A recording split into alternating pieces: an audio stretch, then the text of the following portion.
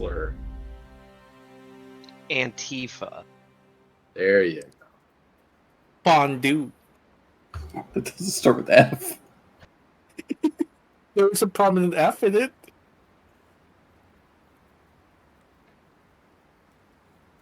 Not a Look at slur, Americans. unless you're referring to a Chinese or a French person or a Chinese person. Then it's Why? for racist reasons. I see. Dre, Skylark's neck is very biteable. Help. He's just kind of putting it up there, isn't he? We gave him a very fuckable neckline. Sure did. So, anyways, hello, welcome to this thing that we're doing. Well, we expect to get back. Let's rank the current NPCs. In terms of? Whatever you want. Let's rank everybody's dads. Who's the best dad? Well, Okay, we've already done best dads. Well, mine won, right? Yours is dead. Yeah, but he was a good dad. That was a good dad. He didn't disown me and kick me out of my country. What's the current favorite NPC ship?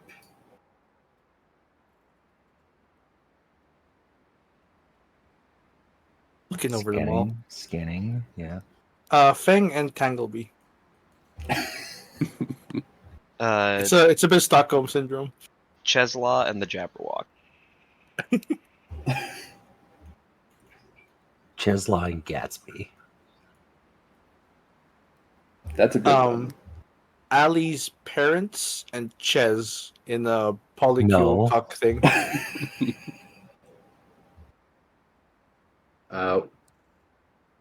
White Queen and Choji. Ooh. It's a crack ship, but I like it. Okay. Zakuro Ishida and Soda Kodo. Tomo and Tama. Mr. White and Yokimaru. What is so different? Oh my god, they have the same eye patterns. You know, we've never seen Yokimaru and Mr. White in the same room together.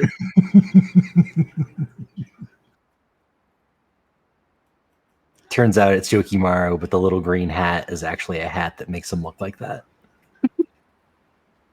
Okay. But Tetsu and Kanji Jr. Tetsu and Kanji. Oh, you're like friends? Yeah. Like little buddies? Oh yeah, Kanji That's has a cute. female version of... I forgot Kanji was Rebus.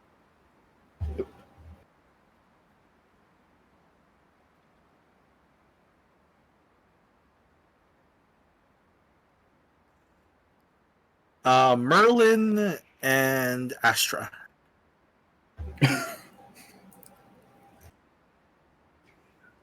You know,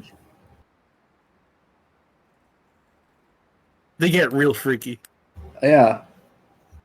That would get weird. They tried to predict each other's features in it. No, you're gonna They'd come get first. magic weird. They get really magic weird. Cersei and Juno. Let's make that relationship more complicated. Oh my gosh.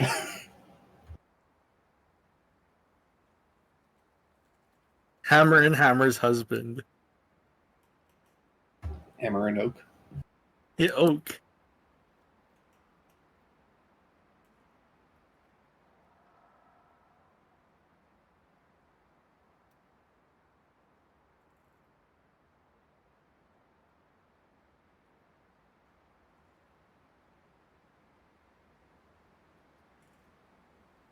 I'm taking the Skylark and Morgana. Hell yeah. Smidge and Lots have to get together. Tank and Peters. Computers. I can see it. That's an extreme size difference. Yep. Unless he make has a for micro you. penis. He wasn't the only one to never grow up. Hate that. You would hate that. Gabrielle and Victor Stein, just because I'm kind of hoping Stein will kill her. Oh yeah, he does hate vampires. Wow, even in your shipping, you try to kill your enemies. Mr. White and Victor Tom. Oh my Oh, god. that'd be cute.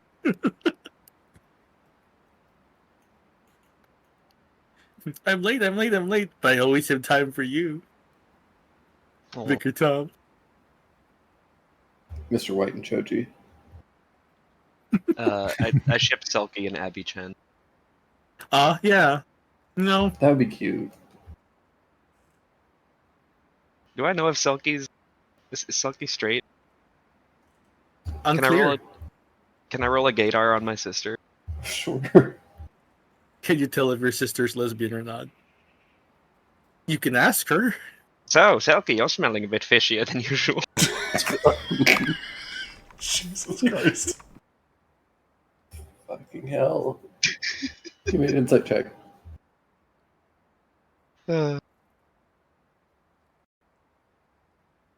On 24, I'll let you decide. That's how that You works. get to decide. Let's see how homophobic you are, Philo. She's probably at least bi. Fine. Okay. She does have that vibe. I did secretly kind of ship her with Tomo. Oh, that'd be really cute. Well, we can cross swap Oh, the gosh, twins. We yes. can have Tomo and Marie and Tama and Marin. Oh, What would that do? It just gives them very incredible twin powers. I'm not sure. Does that mean they give birth to quadruplets? Stacks, Yes. yeah. All multiplication. Genetically there's a lot of identical. twins. Just Tweedledee and Tweedledum. Yeah, they're dead, fortunately. We don't need to think about those. We've got Body no death. Nara. And Nara and Soto. Soto.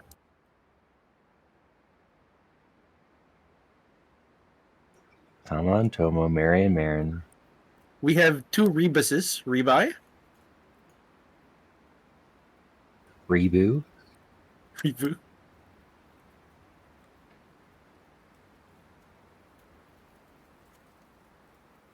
I think that's it, unless one of us secretly has a twin we don't know about.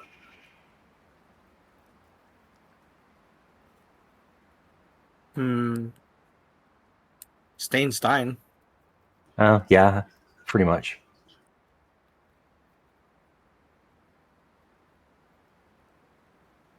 Anna, Yuki, and Kaku. I was looking right next to each other. That's an extreme size difference. Kaku's proportionately the same as. What was her name? Obaba, was it? Oh, Bob. Yeah. Barack Hussein Obama. Obama. Biscuit. Jesus Christ. Obamacare. I'm back. It's a decade ago. The world is somehow less shitty. Is it? Still pretty bad, but boy, compared to today. It's been 10 years. It sure has been. Teru and Basari. Okay.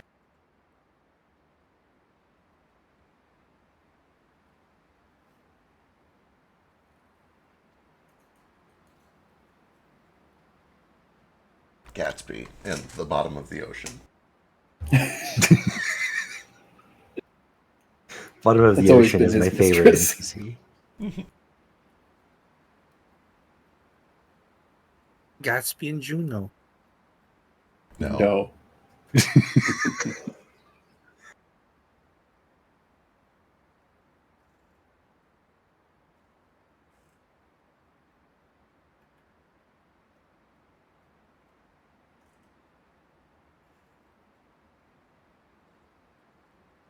Oh, we should do it's Cersei and evil Eriko Kurame. The all witch crew. Yep.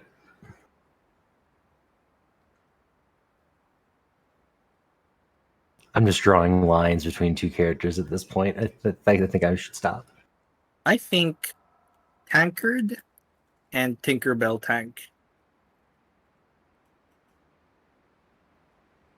Closer to the size. It's true. They're both purple.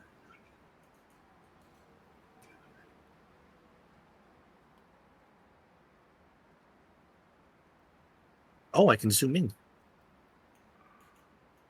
Wow, Yeah, they're so that- detailed. Yeah, that's a thing you can do. Have you not been zooming in? I've been kind of just squinting, and I forgot. Oh my god. Oh, they're so beautiful. Oh god, his neck. Oh, I'm gonna lick his Adam's apple. Fuck. Jesus Christ. Those are Skylarks. Fuck, look at him. Look at this fucker.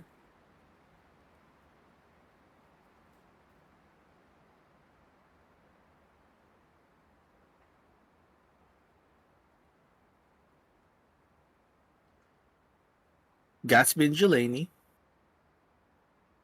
100%.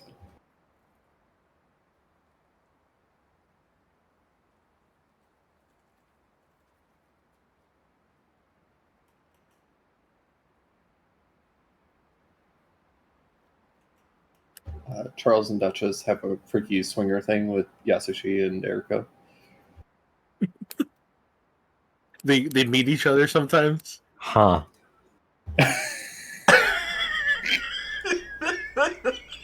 They do some crazy predator and prey stuff. Huh.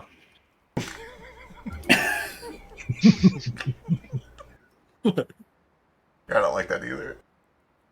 Yeah, no. I feel like Suzuka needs love.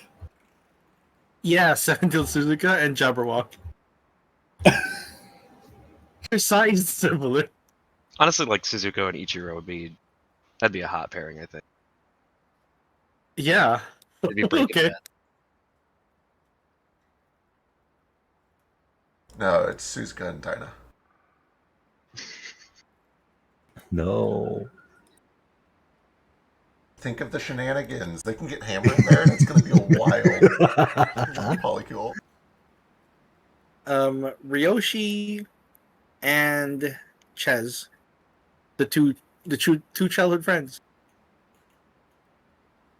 The boy next door. The boy next door. Look at them. The boy Ches who would do such banged. bad things to Ryoshi.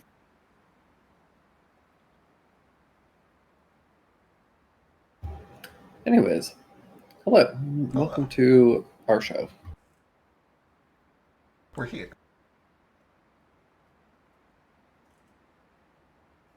We're going to be playing a little bit of D&D today. Sorry, we Join got us, distracted thank you. shipping people. You guys do that, don't you? You ship people. It's a normal thing people do. Yeah, they've Yeah. been it's for decades.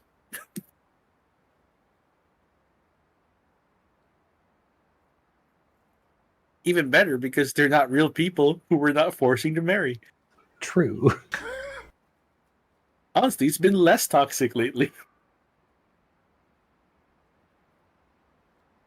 Did we say Ren and Ibutani? Because they both have that energy. They do have Hell some. yes. Let's go. God, what a power couple.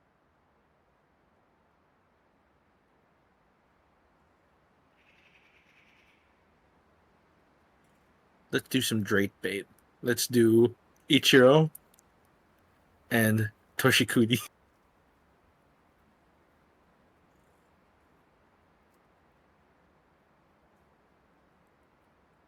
There's so many varieties of orc, but then again, there's also so many varieties of goblin. I'm a goblin too. Me too. Goblin these nuts. Got him. Last we left off.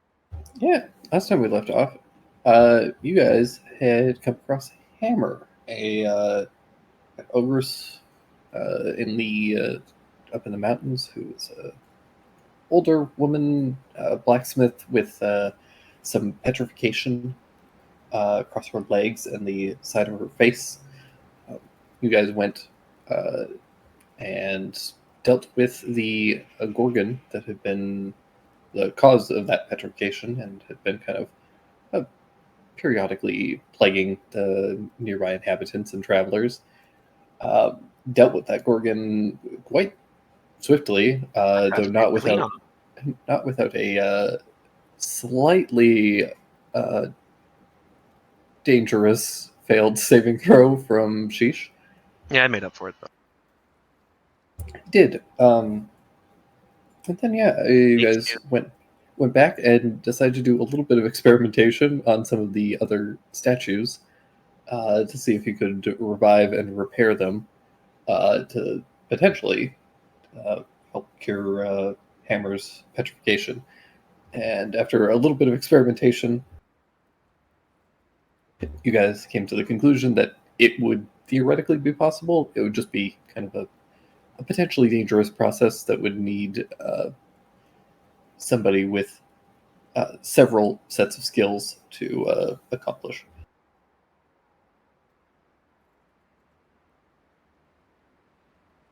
And yeah, we pick up there.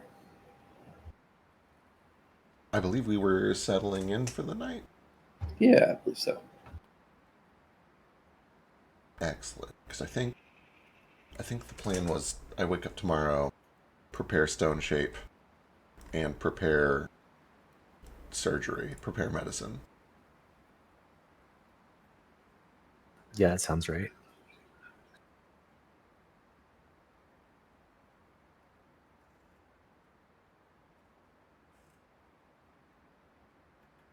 Because you'd like need to know how all the insides work to shape it properly. Yeah. Yeah. In that case, as you guys settle in for the night and get to sleep, Jupiter, what do your dreams look like? I think, as is often the case when I am going to go borrow some skills, I drift around through constellations looking for a star or even a whole constellation that houses the spirit of a great surgeon, of a great doctor. And I'm not sure if you have established lore for this or if I'm making some stuff up.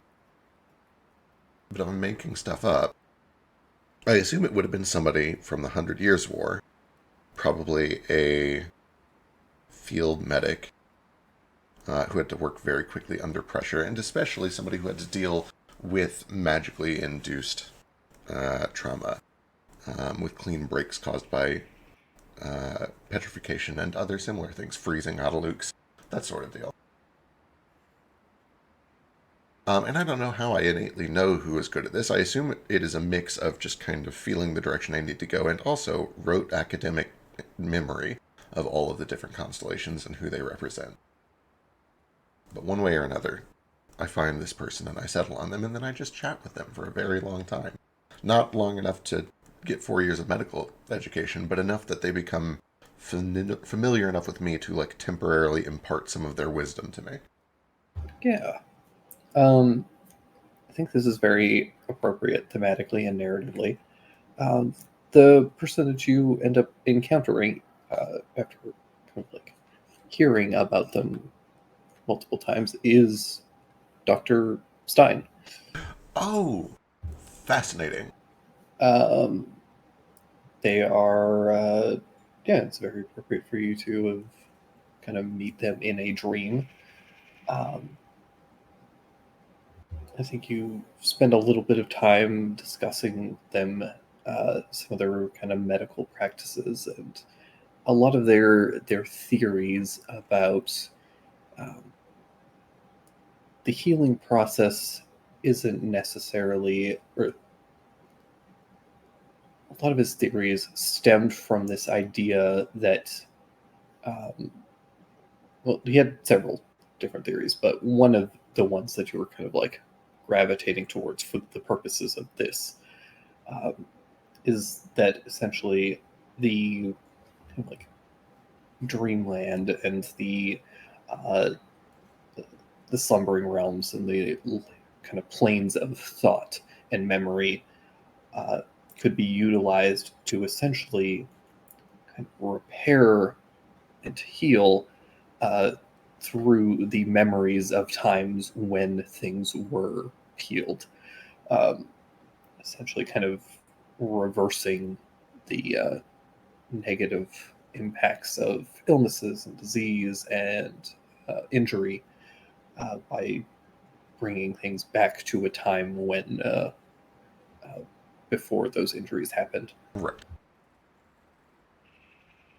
Excellent. As we are kind of wrapping up this conversation, I do. Okay, I have to ask, since I found this opportunity. Your name is very common these days. I assume that at least some of it is because people respect and revered you and took your name voluntarily. Although most surnames are not passed on like that. If it's not too personal, you're welcome to just dismiss me. This is a curiosity. It's not actually important. Did you proliferate a lot? Were you from a big family, or did you cause a big family? I came from a fairly large family and had several children of my own. That makes sense. Any kobolds? No. Fair. I know a kobold named Stein, although it's kind of a weird case. I don't think it's the same Stein. I was just curious if maybe there was a connection there. See, interesting. I think it may simply be a coincidence. He was part of a clutch. I don't know if that's the right word for it. I don't even know if they're technically related. Anyway, he's part of a group of kobolds that all share names related to drinkware, and Stein just happens to be one of them.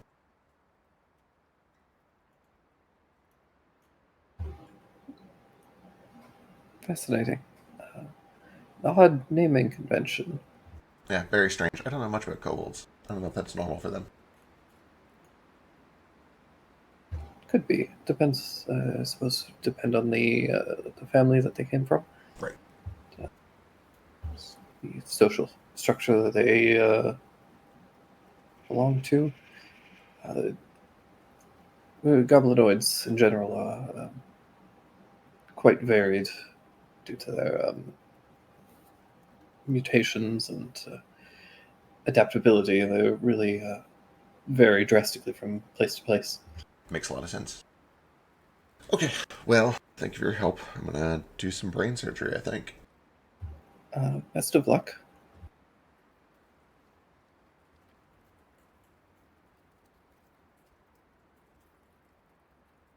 Yeah, you wake up next morning with this understanding of how to essentially kind of call on some of the not necessarily Hammer's like thought and like actual like understanding of how her brain works, because probably doesn't have a deep understanding of where all of the cells are, but essentially calling on the kind of memories of her body to repair itself rather than you trying to intricately Right. stitch together every bit of muscle. Makes a lot of sense.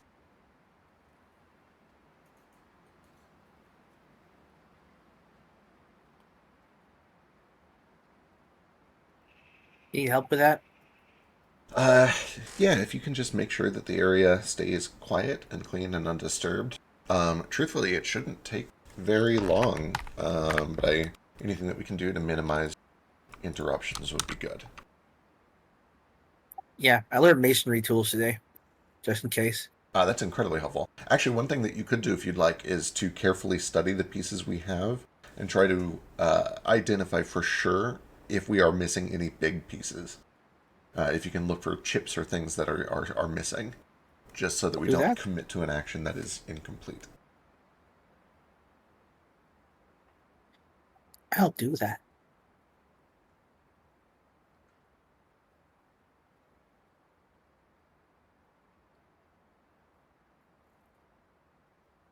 Find the pieces that we found in that guy's hand.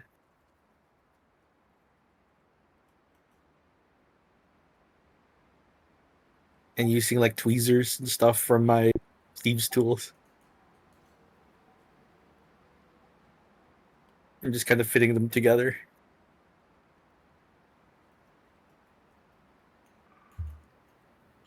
Yeah, give me a. I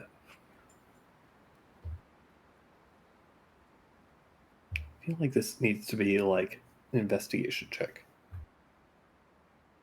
Can I use my masonry tools? Sure. Using intelligence, dexterity, wisdom. This is gonna be intelligence. 8.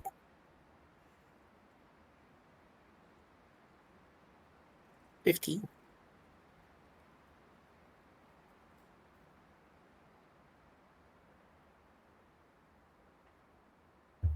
You managed to get the bulk of the like larger chunks all situated in a way that is you're fairly confident is correct.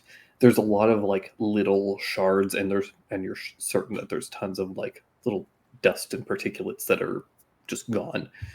Um, so yeah, you get like enough that you think that even if it doesn't like heal perfectly, the heal. structure is the skull structure is there enough that it's not going to just like rupture.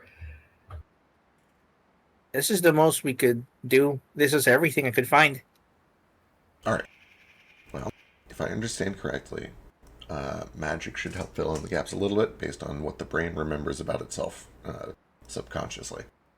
Well, the rest is all up to magic then. So it is.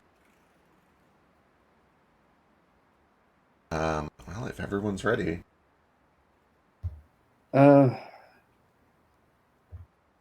Honestly, you're sure you know what you're doing here, right? I'm as sure as Dr. Victor Stein from the 100 Years' War. To be clear, this is optional. I'm not going to force this upon you. If you are comfortable doing this and you're uncomfortable attempting it, it's your right to decline. I do think that this is your best chance. This is perhaps the best opportunity that you will have to have a fully functioning brain again. And I'm pretty confident in my skills. I have the aid of magic and the aid of one of the most brilliant minds in medicine in the past several hundred years. And in my talk with him last night, did he give the impression that this was doable, or was he sitting there like, ooh, don't do this the whole time?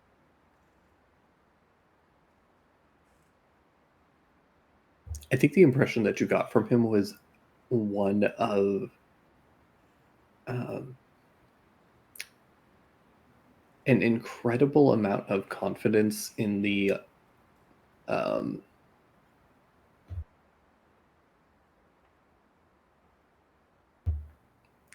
not necessarily confidence in this specific process, but like he fully and thoroughly believed that you could potentially accomplish anything with the aid of magic, and especially this for at his time a very like untapped aspect of magic by reaching into the slumbering realms to play with this people's memories and thoughts and the vast amounts of energy and potential that existed there. And so I think that you at least feel that he is very confident that this is theoretically possible. Whether or not this specifically will work, only kind of like time and experimentation will kind of tell. Okay, then. But you feel, you guys, based on the experiment that you did yesterday, you at least feel fairly confident that this should work. Okay. Then to her, I think what I say is, I am not interested in making an experiment of you. I'm interested in helping you. And if you don't feel that you need help, I'm not going to force this on you. But I do think that it is, if you're interested, one of the best shots that you have of undoing this plague and going back to the way that things were. I am confident, based on what we did yesterday, that it will be a very painful process and that you'll spend a few days in recovery with the worst migraine you've ever had in your entire life. But once your body has had a little time with the aid of magic to reconnect those broken connections, you should be as good as new.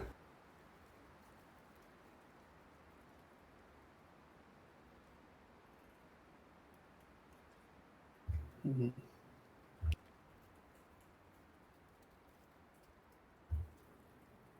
She thinks for a moment, and you can see her kind of like grumbling a bit. She looks down at her legs, and taps on this chair that she's presumably been stuck in for several years.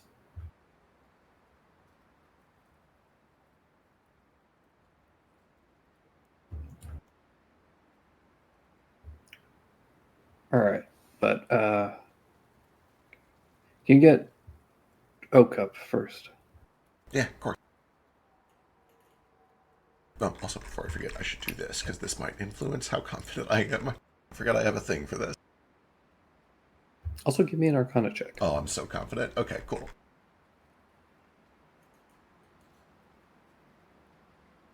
$22.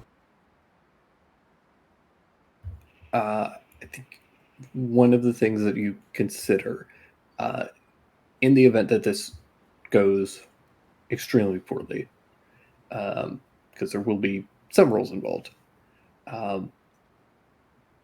think you recall that you guys have that ring of regeneration, and it's not gonna immediately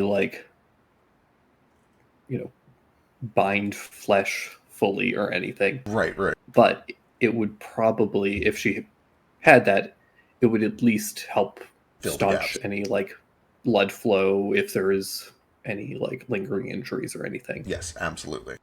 It makes it so that all I have to do is keep her alive and she will heal up afterwards. Right. Perfect. That is absolutely part of the plan then.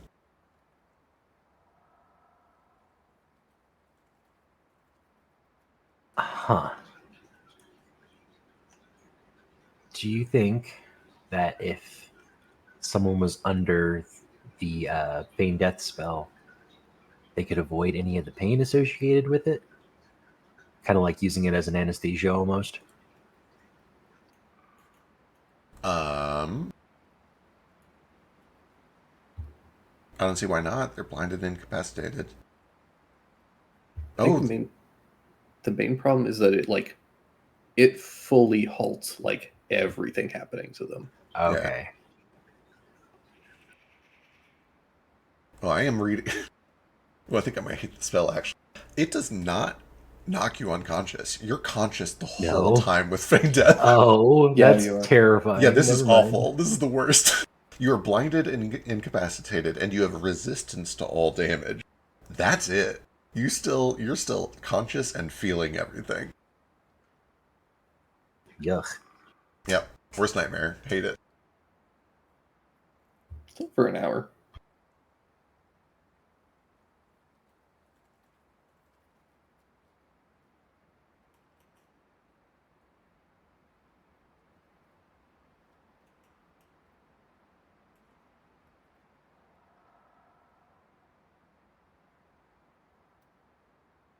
All right. So what's the plan? We get her to attune to the ring ahead of time, I assume. Yeah. We get a room as So clean get as we can. Started on that. We get her somewhere comfortable because she's probably immediately going to want to lie down and stay there for 3 days. So probably a bed. Does she have a bed? Yeah. Okay. And then we go fetch, starts with a U. I forget the name. The person she has to see. Or Oak? Or Dougie.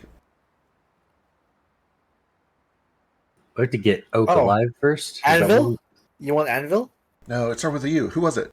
Sorry, I Who's was you? thinking of other things. Hammer Anvil? Anvil's the dog. Oak is the husband. It was neither Oak nor Anvil. Who did she say she wanted? Oak. Oh, okay, I'm crazy. It was Oak. Okay, I'd go get it. Yeah. You're making fun of Drake's pronunciation of Oak.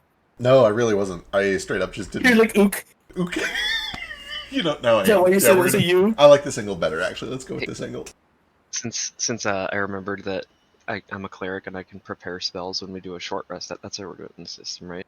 Yes. Okay. I'm gonna prepare Revivify just in case shit really goes bad. Nice. Good call.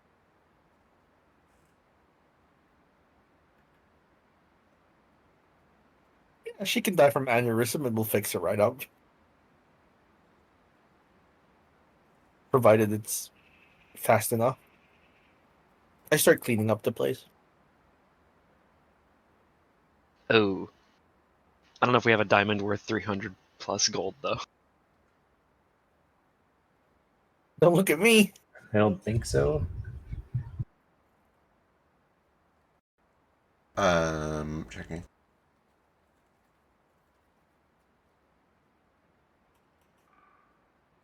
Negative. Unless there's part of it. Let me just say.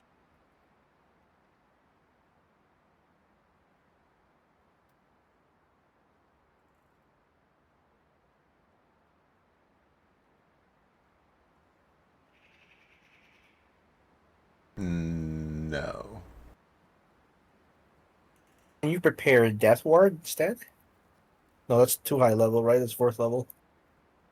Yeah, I can only prepare up to level 3. Can any of you do a death ward? Negative. Nope.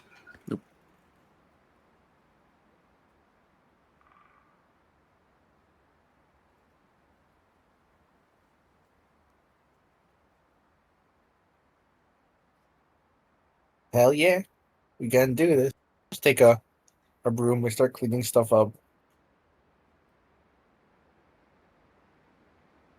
I'm gonna assume she has a broom.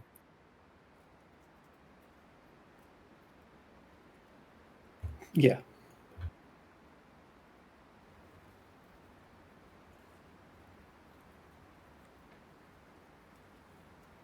What are Nara and Kawaku doing?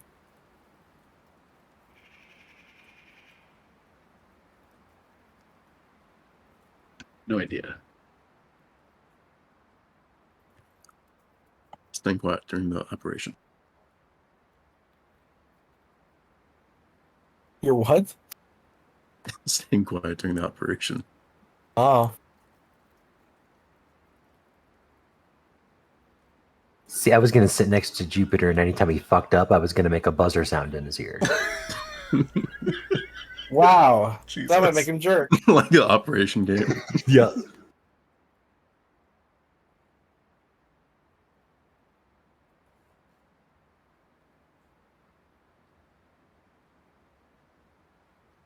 I think at some point I'm gonna go approach Nara and nod at him to like, hey, I've done what I can to this place. It's all on them now. Wanna go stay outside? Sure.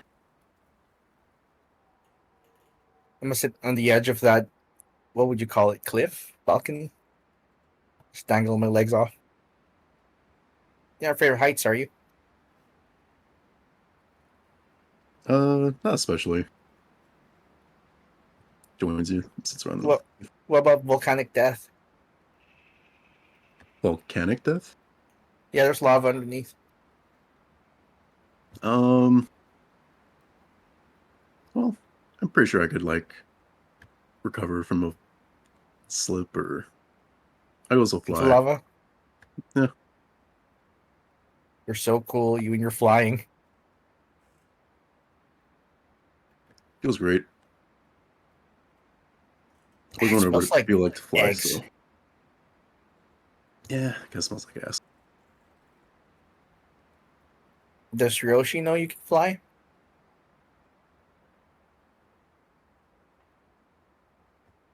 Oh, he does. I haven't talked to him yet, but he does now since the fight against the Gorgon. Right, he's kind of cute. He's seen someone? As far as I know, I don't think so. Into dudes. I'm not sure. We didn't, never came up. Not once.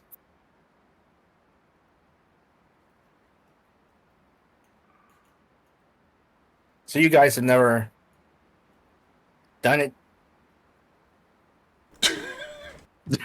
Jesus Christ. Straight to the point.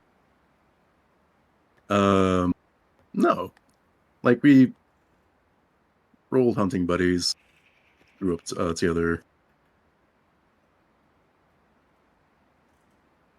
That's what you call it, hunting buddies. Yeah.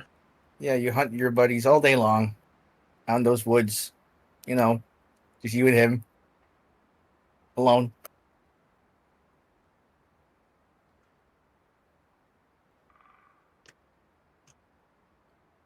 In the moonlight.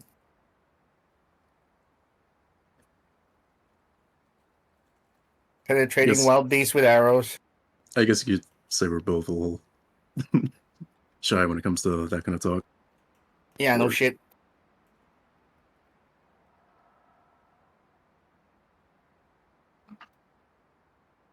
You look better now. Thanks.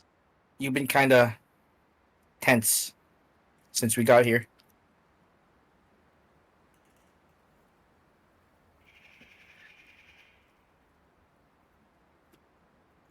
No, it just goes quiet for a bit. Like you've Reflecting. always been quiet, but you're like a rock a lot since we came here. When the other guy came out, he asked me to check up on you.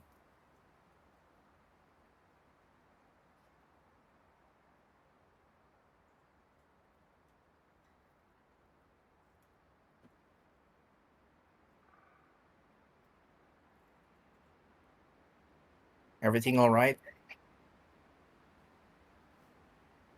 Yeah. Yeah, everything is alright. Yeah. How are you seem to be, you know, a lot better mood, happier. It's good seeing you you know, not beating yourself up all the time. Stop kink shaming me.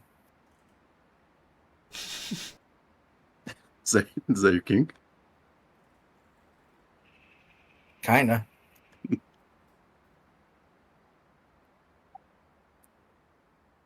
When life finds a way to kick you when you're down, I found that the best way to stop people from kicking you is saying more daddy. Huh. Oh well. I guess that's one way to go about it. Could be a little counterproductive at times, though, I would think. How so? Well, it instills in you that, like, you deserve what's happening to you sometimes when you don't. Yeah, well, maybe you do sometimes. Maybe.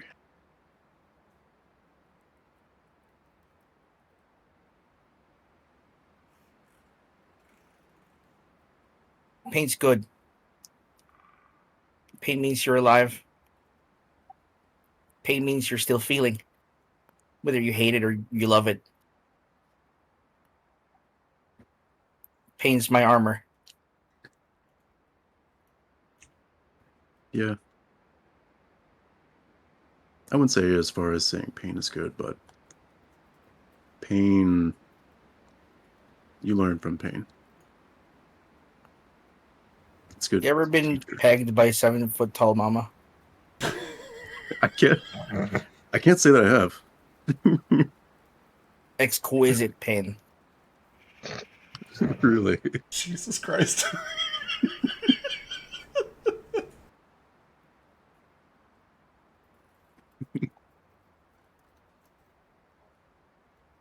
The thing is, after all that, after all the hurt, I can ask for a hug and I don't disappear.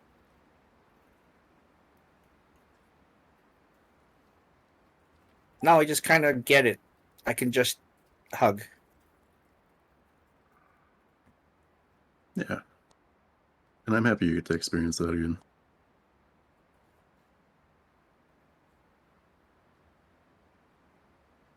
Yeah. Nara hugs his arm around him, around his shoulder, and pulls him in for a hug. Stain's tail curls around his own leg, like apprehensively at first, and then wiggles excitedly, and he leans in.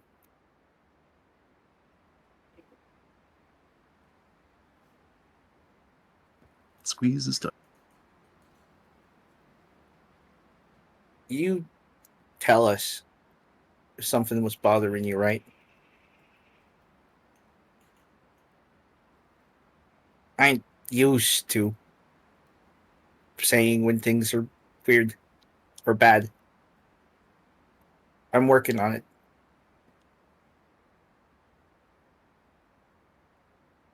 You should too.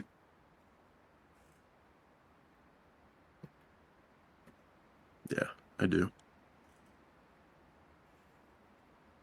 I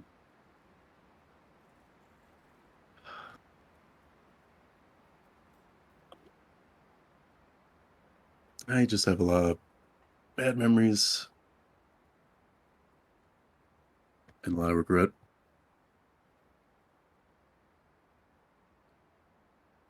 And that just makes me apprehensive to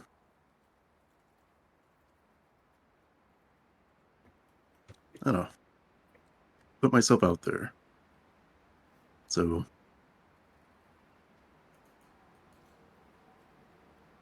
and I can owe that a lot to Uther's reign. Something you did?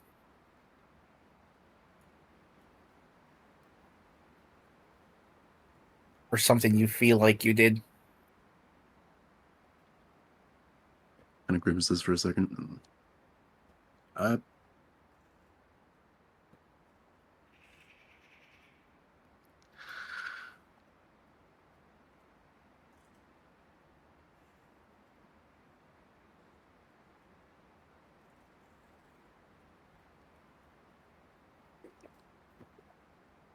Yeah, something like that.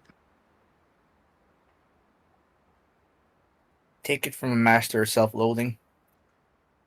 It's a lot easier.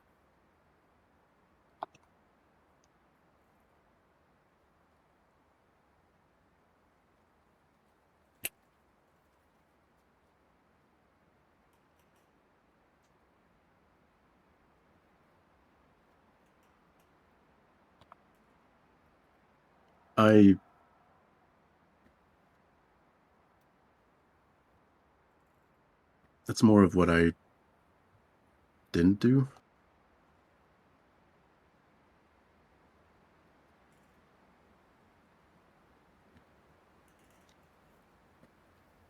I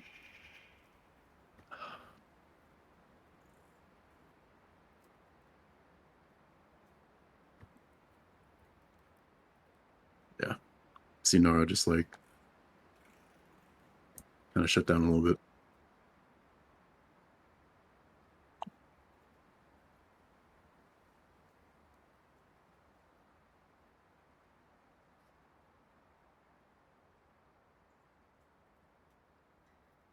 Well, maybe we should go check out and see how the whole operation is doing.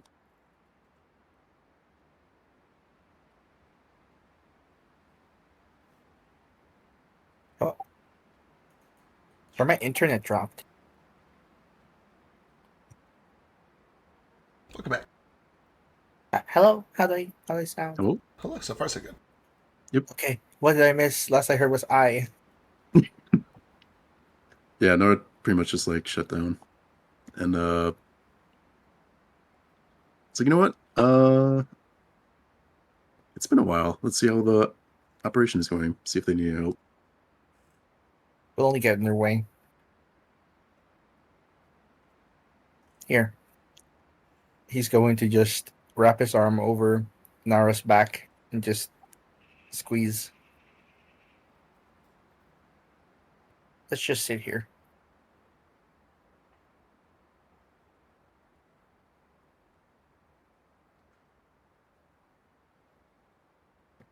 Yeah, that'd be nice. Kind of leans against dying. Or Saint.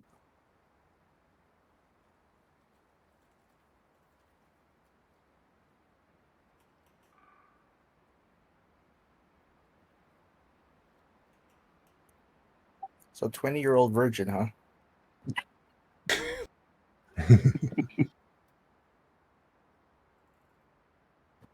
Cut away. How come that's such a big deal? Oh, no reason. Just wonder who's going to be your first. That's kind of a big deal.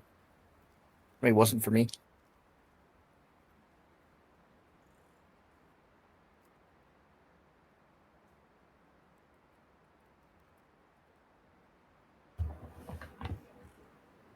So back at the operating room. What are you guys doing with Oak?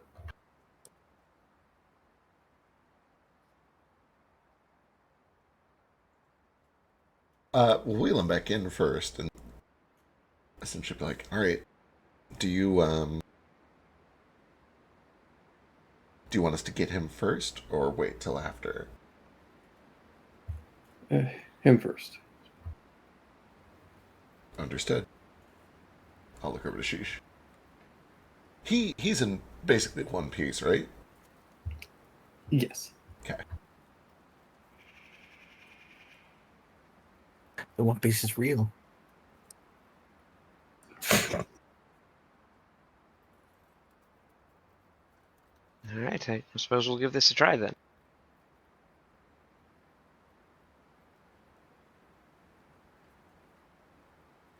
And I will cast Meld into Stone on myself and go inside of him. Beautiful. Just kidding. You can do it if you want. I could. Not gonna stop you.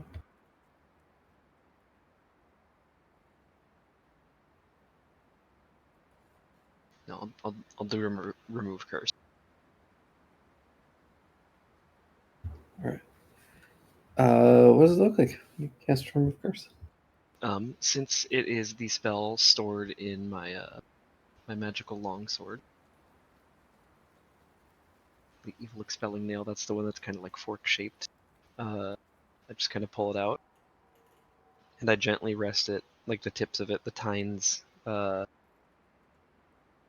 Probably not like against his head. That seems like disrespectful or weird. But like, I don't know, maybe like over his chest. Not like in a stabbing motion, but like, you know, the tines are just like barely resting against it.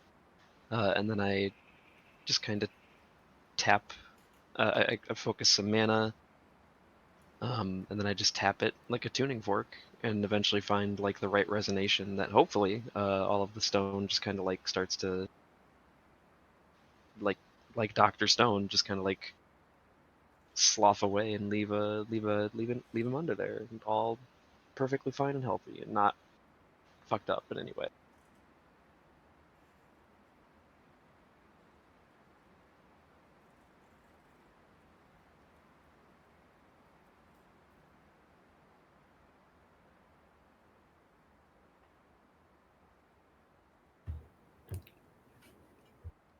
Yeah, the stone begins to kind of crack and crumble away. And as it does, his body instantly jerks. He looks at you.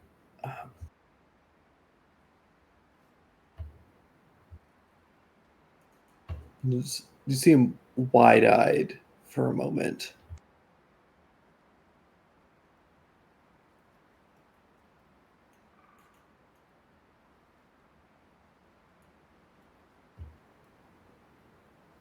And he gives out a just guttural like bassy scream. It's okay. No more Gorgons.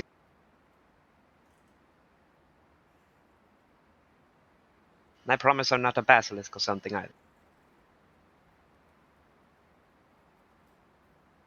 Uh-oh. What the fuck happened? Where am I? Who are you? You can call me Sheesh. I believe you were turned to stone for quite some time. Is this hell? No. Oh, thank God. It is a volcano. Easy mistake.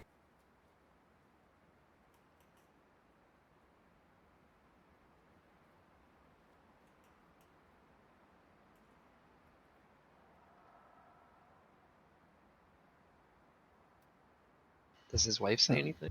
Yeah, I was just about to say. Easy, honey. Easy. What the fuck happened to you?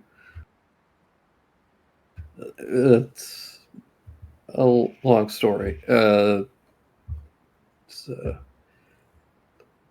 These are some friends. Came to help. Been petrified for a few years now. Gorgon's dead.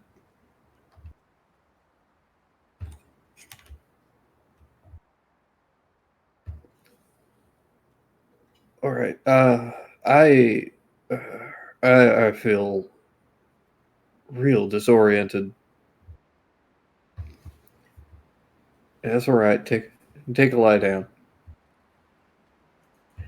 Just kind of slumps back for a moment and seems to just kind of be processing for a second.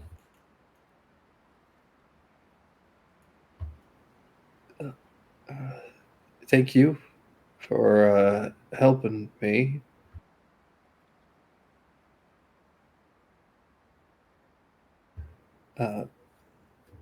The Hammer kind of wheels herself over and takes his hand, looks at her, and puts a hand on her good cheek. What the fuck happened to you? You look like hell.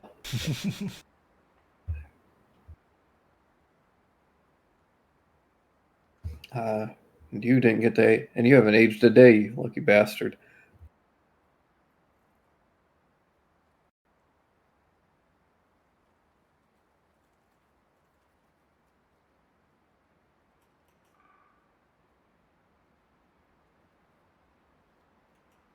Ooh, that'd be another bad thing about using Feign Death on you. You wouldn't age, and I would. Can't have that. True. Uh,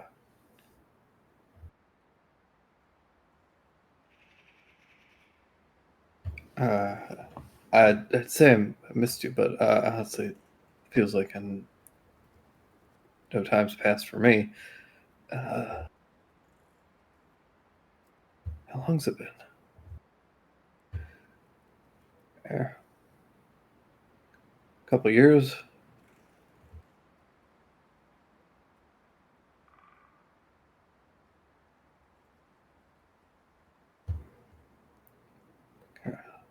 Kind of thought you were dead, so I'll have to move your grave.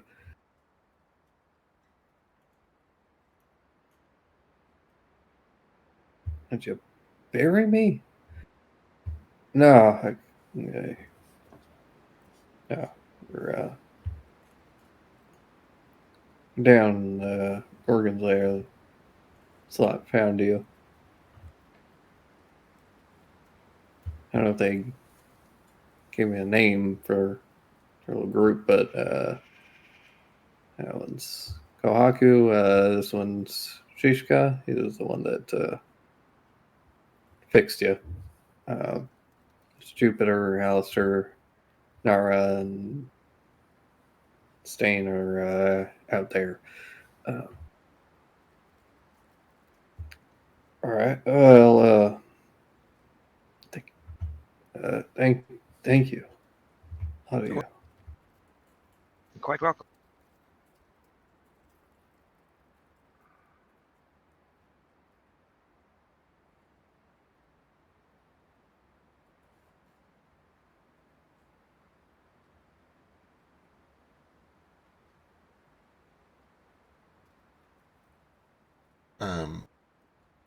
The plan is to do her next.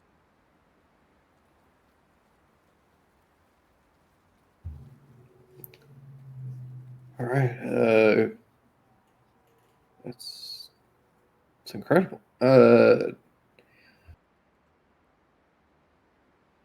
Magic is very powerful.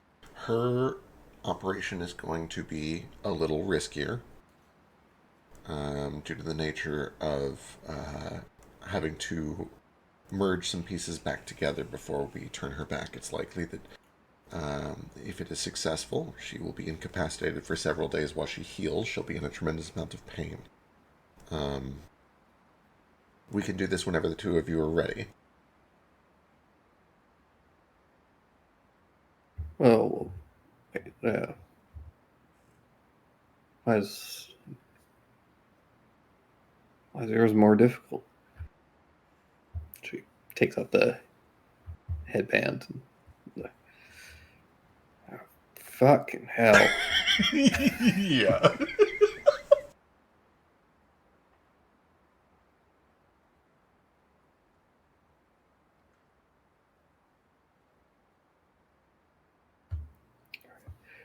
You know, now that we're like getting through all the reunions and stuff, I'm kind of realizing that we probably should have done me first, just in case I die here. Yeah, I wasn't going to say anything. I assumed that you had maybe considered it already and had come to a conclusion, and I didn't want to challenge you on it. But lesson learned for the future.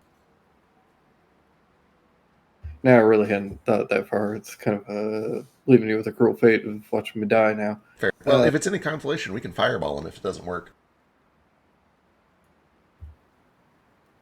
You know?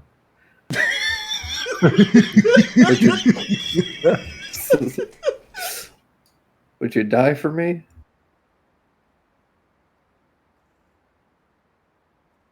I'm not gonna die for you just for shits and giggles. Died trying to save your life, but That's true love. I love you, but I'll move on.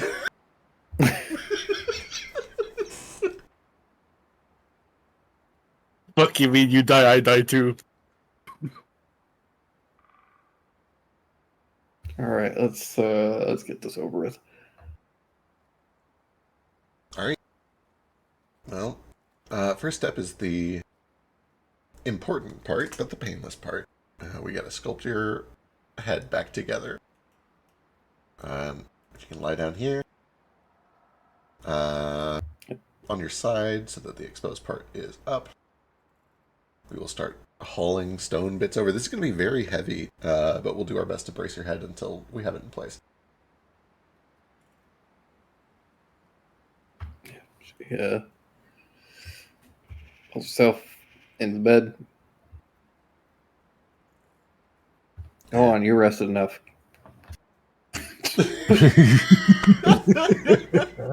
Lays down.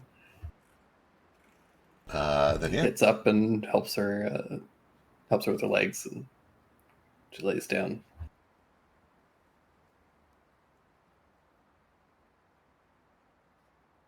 Then next step is we bring over the stone, and I begin to stone shape. All right, just make sure you don't get blood on the sheets. Oh, that's going to happen. We can move the sheets out of the way if you'd like. Yeah, I don't got a lot of those. Yeah. All right, we'll pull them back.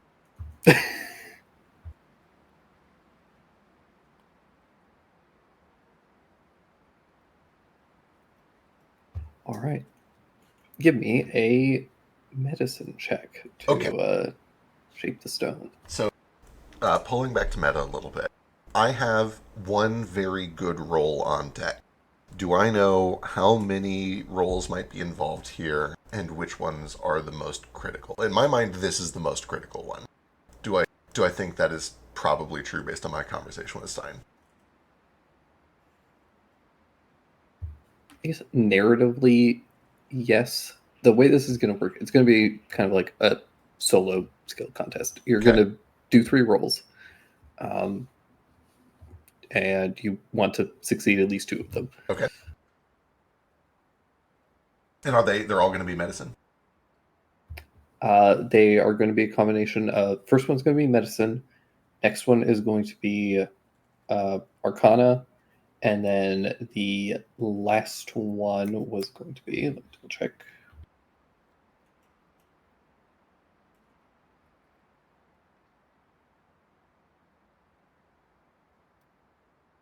Bedside manner. I failed. Better get the other two correct then.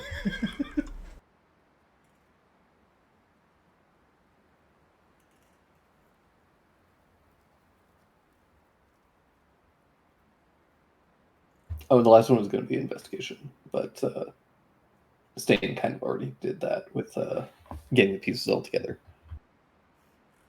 Oh, excellent. So, yeah. Wonderful. So yeah, it'll just be first medicine and then Arcana. Okay, perfect. I'm going to go ahead and burn my 19, which is perfect because that also came from a dream. So I basically take that dream and I reenact it in reality. I've foreseen all of this. I have seen the hiccups.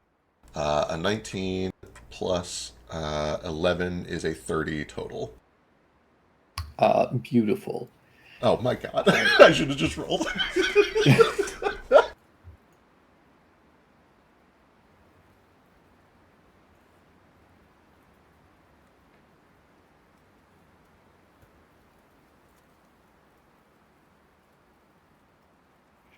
And this part is not super instantaneous. Like, the material component for the spell is a small statuette of what I'm trying to sculpt. So Jupiter does kind of sit there, and to the best of his ability uses the little bits of practice doing sand art that he's done at a slightly denser scale to essentially sculpt a little clay brain, and then a skull casing around it, and then skin over that and hair over that.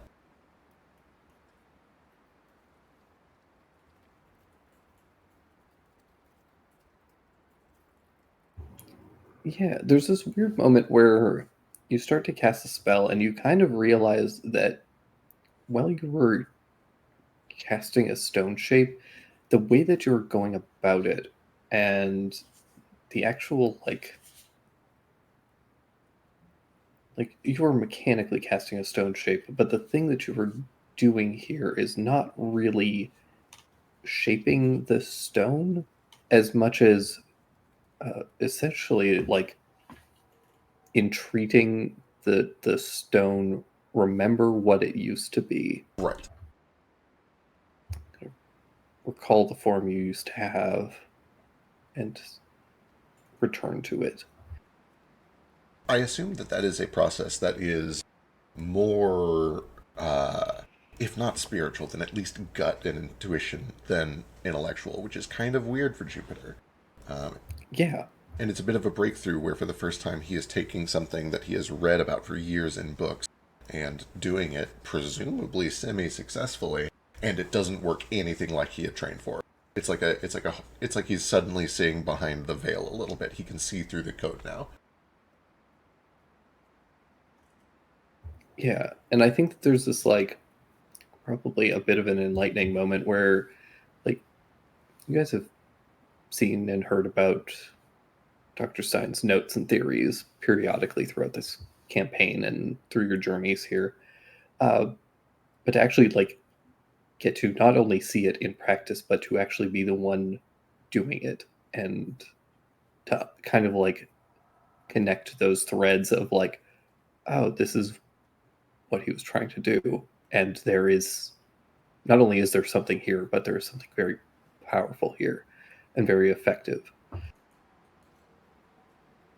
And yeah, you see it, you watch as the stone starts to kind of move essentially itself, kind of reshaping to what it used to be. See bits of the stone start to stretch, filling in the gaps, connecting together. The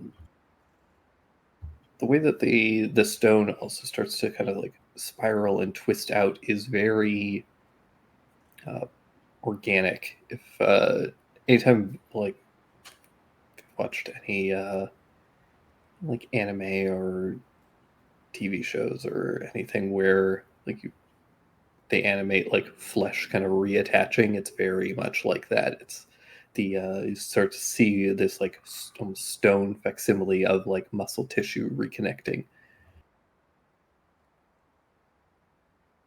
Hell yeah. Kind of gross. Gross in a fun way, though. It's pretty gross. I feel like that is the part that does not come as a surprise to him. He is fully aware that medicine is gross, and he is like totally unfazed by the squid factor.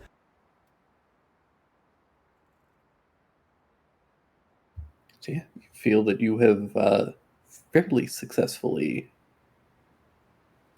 at least theoretically, gotten the correct stone into the correct places. Okay, well, And now, I need an Arcana check. here we go. Time to fuck this up.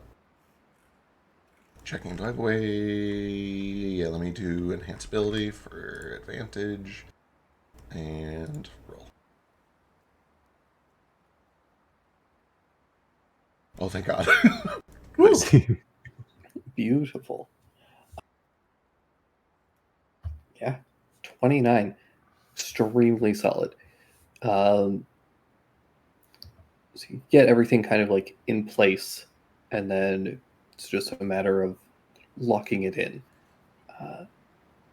And as you complete the spell, you see the large kind of gaping crack in her skull is suddenly sealed over. Okay. I think now it's time to try to wake her up. I look over to Sheesh. All right. Here goes this again.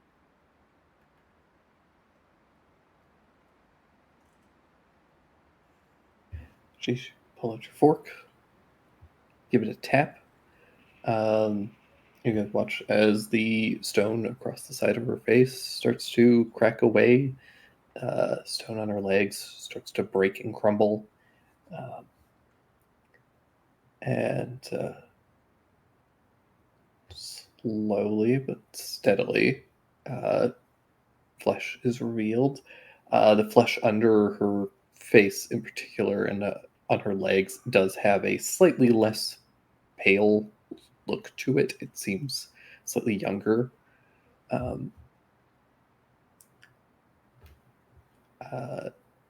Yeah, eventually, very successfully, has managed to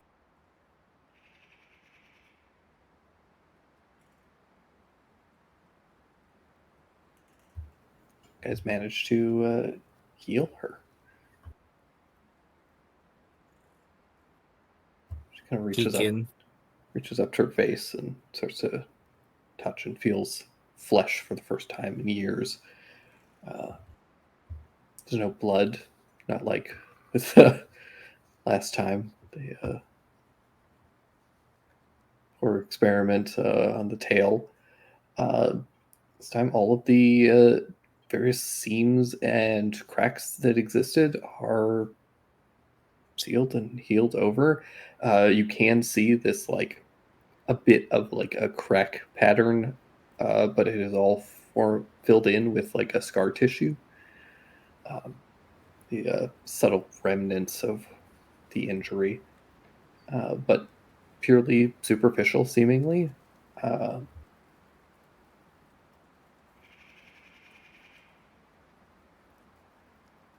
Easy, easy. Don't sit up quickly. How do you feel? Fleshy. Yeah, that's a good start. My brain leaking out. Just like kind of touching just to make sure that Seems to all be in one piece. That I think that went well. We'll know over the next few days, but that, as far as I can tell, went very well. I think you're going to be all right.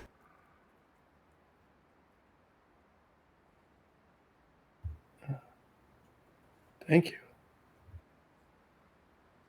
She kind of like goes to like move her legs, and you can tell that there is definitely a little bit of difficulty. You had atrophy not only of your muscles but your nervous system. It's gonna it's going to take some time for your body to know what moving a finger means, especially on that side of your body. But practice it. Alright. Wiggle your fingers and toes as often as you think about it. And that will be $350. I got a bear pelt.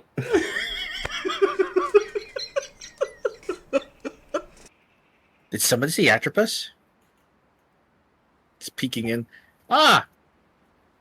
She looks great. Yeah, you're just in time. I think it went well.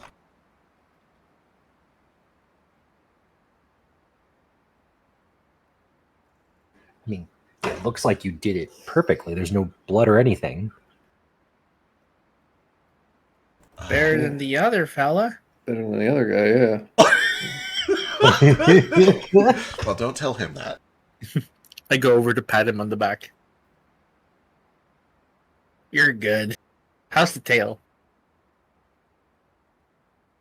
My bum hurts. We'll get your bum looked at by professionals. Don't worry. Professional bum lookers. Yeah. Come on, how's that? They have a whole department for bums.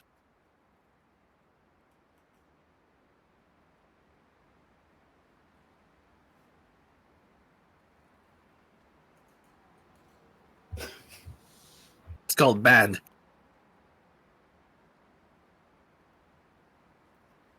She does, and someday she might get a token with it. Cool. Redo the artwork right now. Right now. Right No, now, I redo the have artwork. so much work to do. The fact that I'm even running this game today is already too much. Mood. We appreciate you. Thank you. Truly. I appreciate you guys too. This is like actual miracle work to stay in. He's like, yeah, you know, I've seen it happen once with, what was his name again? Pre-Stone dude.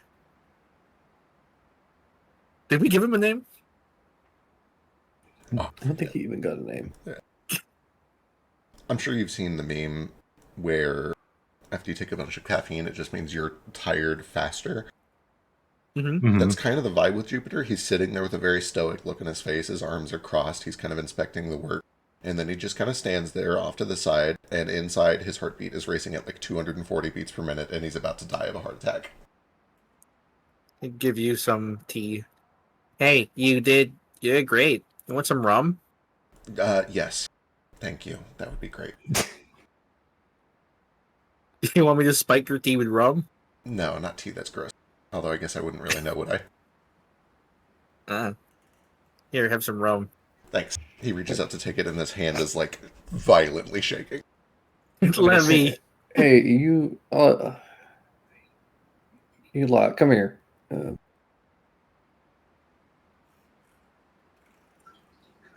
Come over.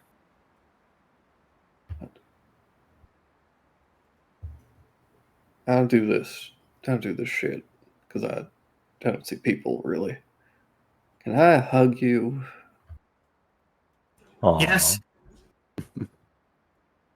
Jupiter nods and then Okay. immediately starts bawling. Maybe not Oh. Just crying. she kind of like, but she pulls Jeep in and seems a little hesitant to hug Stain after that, just because he was like so enthusiastic about it. Just like, you seem a little needy. He has that.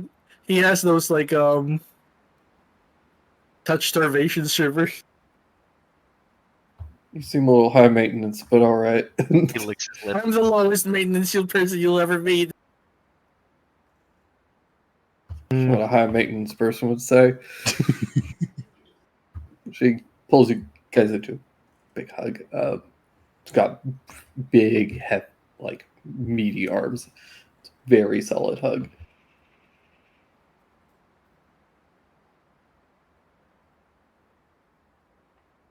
Teach me your ways. Of just getting to ask for hugs, I'm still getting used to it. He is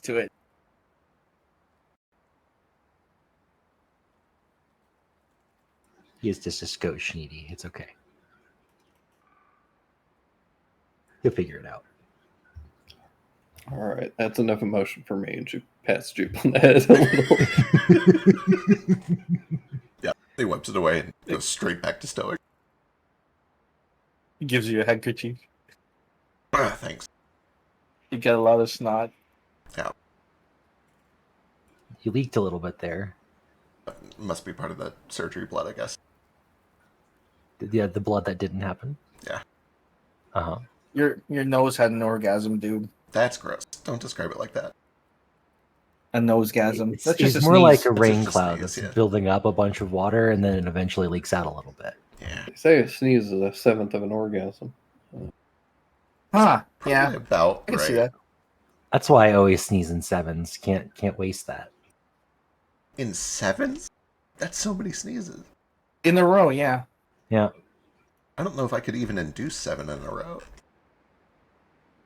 I want your entire family who had genetic, like, it's in their bloodline, where they just sneezed 3 to 6 times in a row. It sounds fake. Wow. I don't know if they just do it or if that's real. And Merve, from a young age, were sprayed in the face with perfume to induce sneezing until we can get 7 in a row reliably. What the fuck for? Yeah. Why? It's our culture. Don't judge us. It's fine. They paid for the whole orgasm. Gotta get the full orgasm. Why? Don't question what that does to our brain's development. It's Okay. fine, I'm sure. All right, I won't ask any questions. I'm just fucking with you, but it was real easy to convince you. You did good though. Listen, Merve's really fucking I- weird. I did good. You know, Mervean pricks. I won't take that as personally because that's following the hug. But now I feel like that I didn't deserve the hug. It just means you're real friends. Real friends break each other's balls. That is what friends are for. The ball break boys. For real? Oh wait, are you like actually propositioning this? I mean, that's up to him. Maybe after you're done crying. Yeah. The ball bust boys.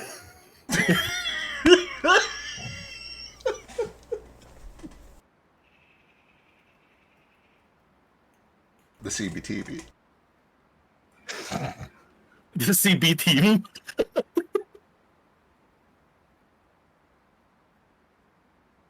It's fun to say. It rolls right off the tongue. CBT. What's CBTV? Somebody can help him. Yeah, sure. It's a cock and ball torture, boys. CBTV rolls off the tongue there, yeah. I like CBTV. CBTV. Cock and ball team. The full team. It doesn't have to be torture. The cock and ball team, boys. That doesn't roll off the tongue at all.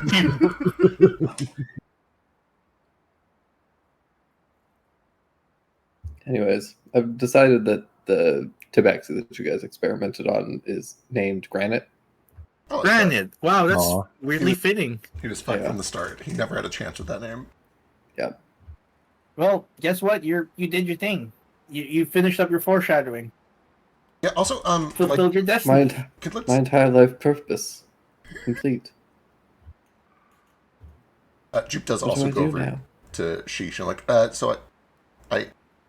you were the important half of this equation. Let's be very clear here. I modeled the brain back together, but you were the one who removed the curse. I couldn't have done it without you. That's incredible. Well, it wouldn't have really done anything without you, so I think both parts are about as important. Fair. Damn good job out there. And I give him a good game pat on the ass. The brain surgery, boys. Nah, CBTV. The BSB.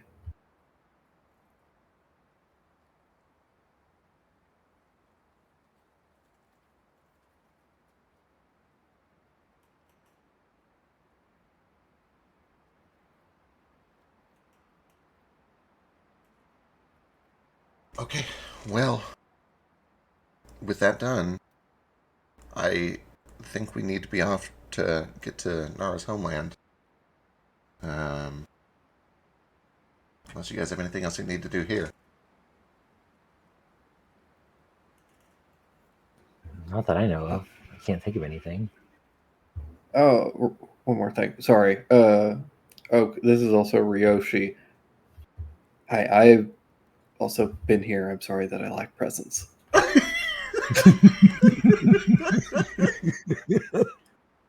Me and you are like Ryoshi. Really, You're not two alone. peas in a pod. They're like brothers, only closer.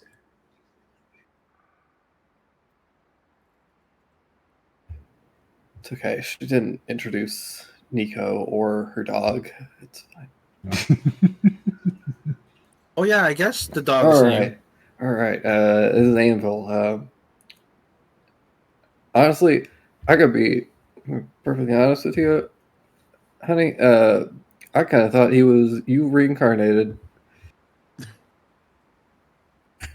Like, why the fuck would you think that? No, I don't know. I was starving, didn't have use of my legs, and then he showed up. Been with me ever since. Kind of thought it was you watching over me. Turns out he was just a good dog. He's a good boy. His tail starts wagging.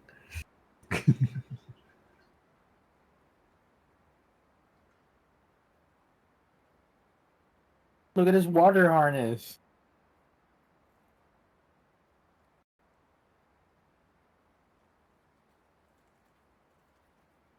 Who knows? Who knows? Maybe it was Rose looking out for you. And he goes over and scratches the dog's head. It was Rose? Yeah. Alright. This is more company than I had since I've been living here. So probably time y'all get a move on. But welcome before you leave to help yourself to any of my old weapons if you got. If you're in need. I think we're set. Thank you, though.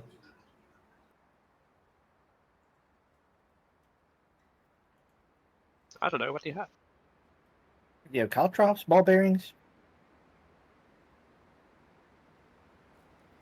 I think I got some old ball bearings and a couple. They're not really caltrop, but they'll work like them.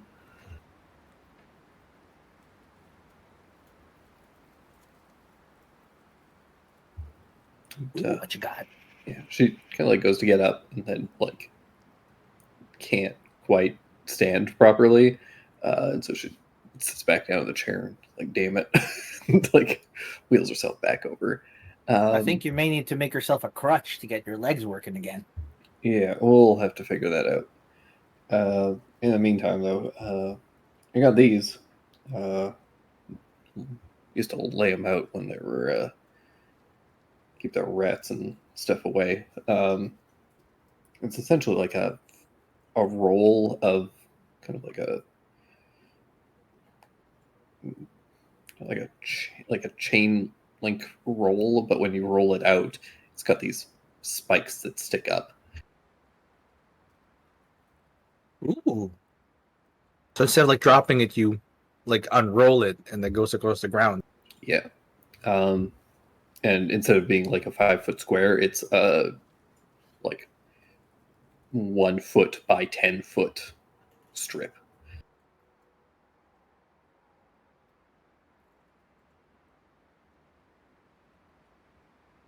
I'll write it down. 1 times 10 foot strip. Sharp rope, pointy rope, thorn rope.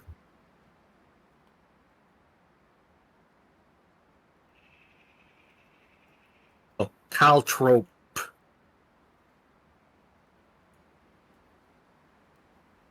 That'd be great if Yeah. there's inflatable tires for like If we had to take down. blow up tires. Maybe it'll work in wagons. Who knows?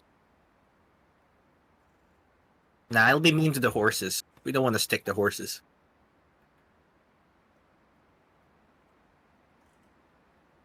He thinks of horses immediately. He's like, "Where's Don Watermelon?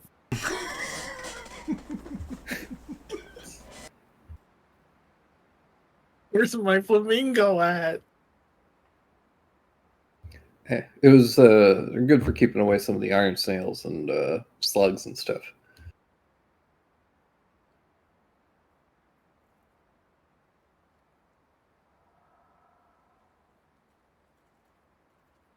Iron snails? Have we met any of those?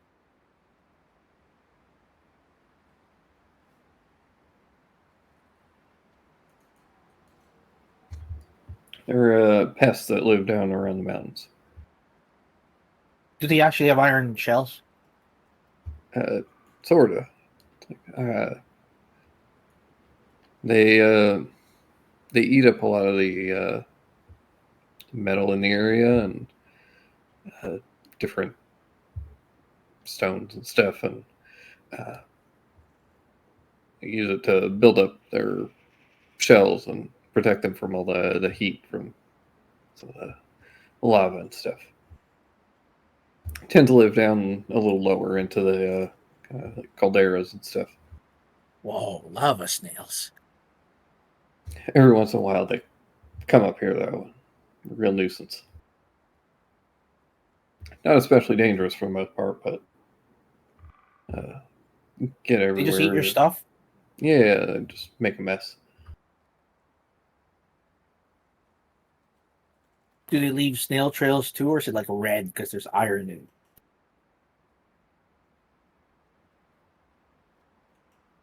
Leave a bit of a trail, but it's not quite to the scale that you'd kind of expect.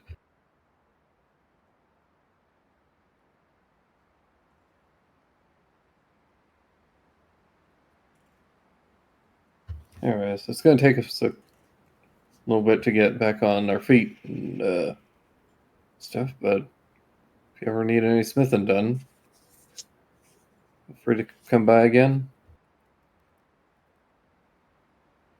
I'd like to pay you all back somehow. Are you familiar with Nara's clan? Very loosely. I'd imagine they trade with you. There aren't many other blacksmiths around. These parts, at least. We're advised not to venture past the mountains. So I'm sure. Yet here you sometimes- are. And Ryoshi, you guys are really bad at following instructions. I like that. Well, if you decide to be bad at following instructions again anytime soon, feel free to swing by. But no, the mountains serve as a bit of a divide between the wildlands and Camelot, so tend to not get a ton of travel, but well, we do try and make do.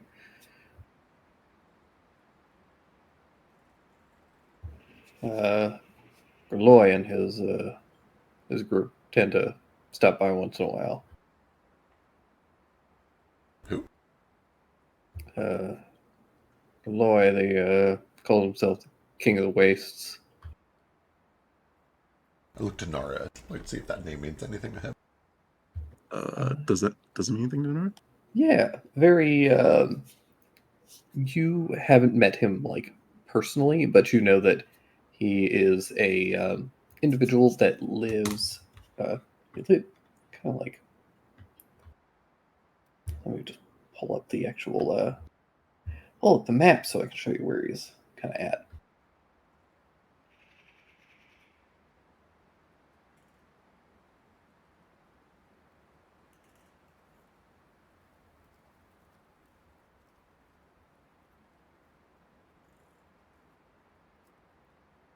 So your clan tends to.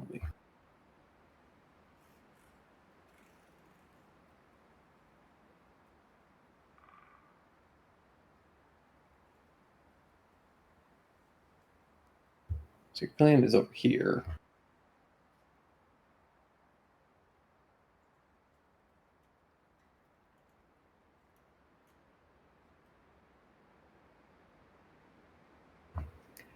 And Gorloy and his kind of band live down in here.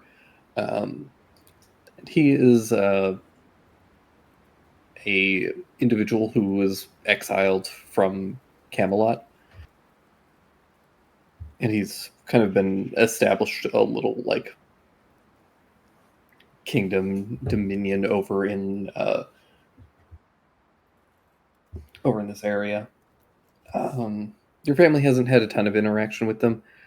For the most part, you guys are kind of told to just avoid them. They're not exactly like, they're kind of just a group of thugs to a degree. At least that's how your family has always seen them. Not really hospitable. Yeah, like it's not necessarily that they aren't hospitable as much as they'll like strong arm people to get what they want. And he's been slowly kind of like establishing a bit of territory, kind of like, to some credit, he's kind of been like essentially establishing a small kingdom is probably generous, but he would call it a kingdom here in the Wildlands. Okay. So yeah, for the most part, you guys have been like he hasn't been outwardly hostile towards you guys, but you guys also live in like, fortunately, pretty separate areas. So once in a while, your families like cross paths with some of their kind of scouting parties and stuff, but they haven't like aggressed on you as far as you know. Yeah, he's a leader of a rather large city in the Wildlands. Or kingdom? Want to be? I don't think he's a king though. But I see. Friendly? Useful? to be honest, we don't much really come across them that much. We keep to ourselves pretty much. Fair enough. It's, they've been fine, I guess. Not haven't made the best impressions on a lot of the other locals, so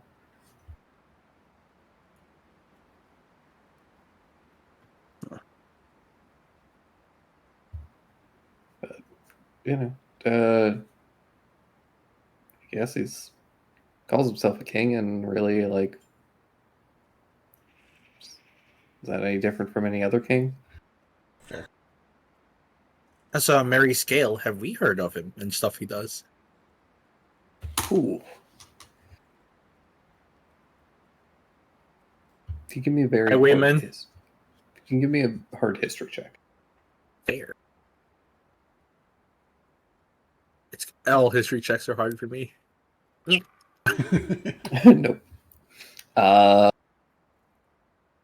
It wouldn't ring the slightest I let bell. Carl do all the thinking. I just did the hitting and the sneaking.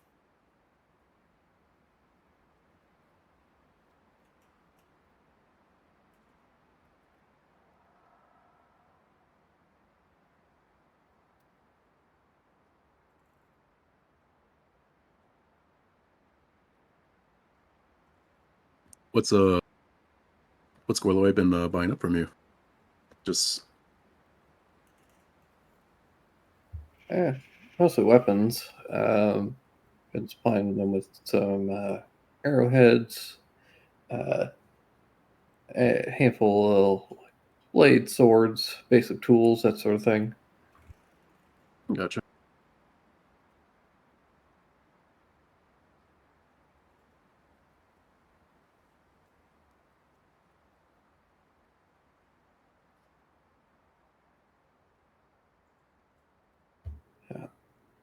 They did have me working on a bit of a ceremonial piece of sorts. Oh yeah.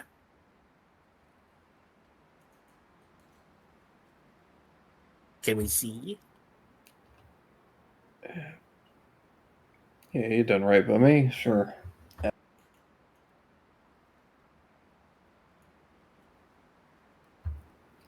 She'll go over and takes pulls out a box. Says opens it up, and there's this like velvet lining to it, and you can see this like kind of twisted iron crown.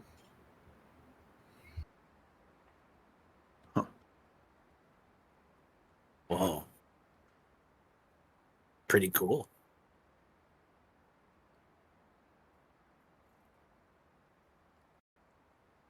I guess he really is trying to make it a kingdom.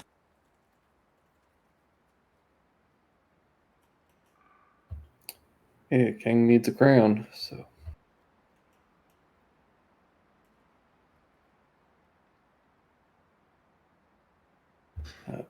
Still waiting on a couple things to finish it up, but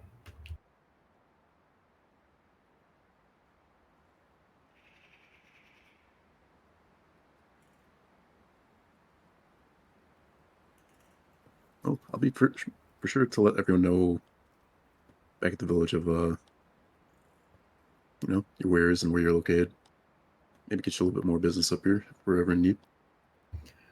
appreciate it.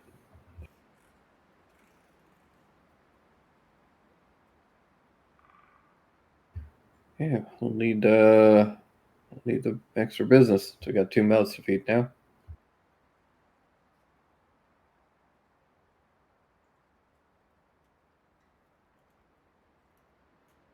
Think you need some more chickens? Might need some more chickens.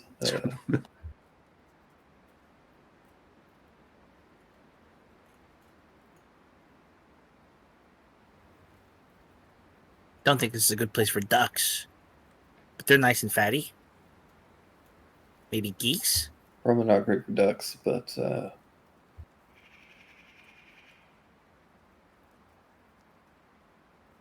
maybe goose. You got bigger eggs. Would be nice. I think you should get Yeah. 2 ducks and a goose. Just to really balance it out. Will they make eggs? I think you're gonna get a smack with talk like that.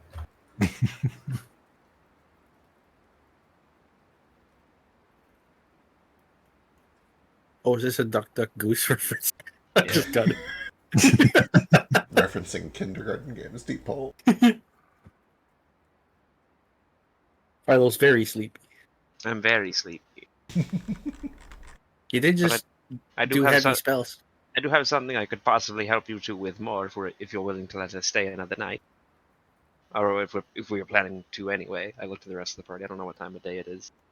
It's up to you guys. I could travel if you'd like, but Morning. It's fairly early in the morning if you wanted to travel. In camp?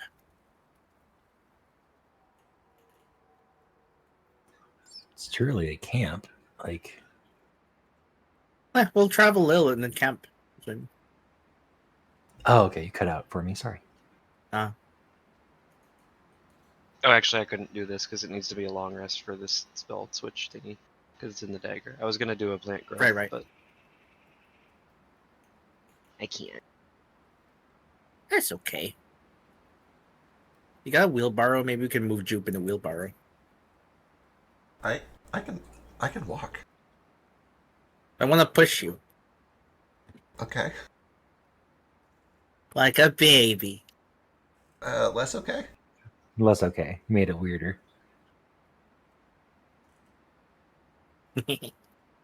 You can wear a bonnet. Well, now he's not doing it. No.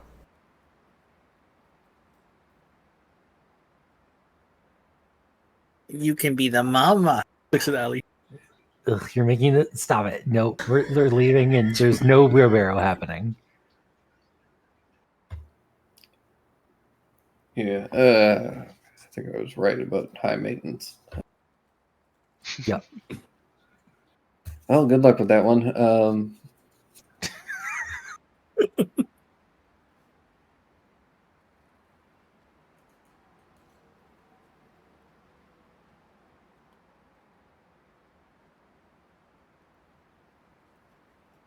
So, do we go through Pilgrim's Pass at all? Or are we avoiding that over here?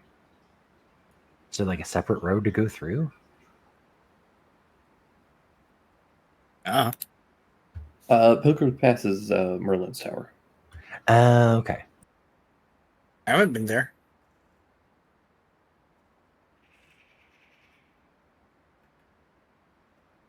We have it marked on our map as one of the temples.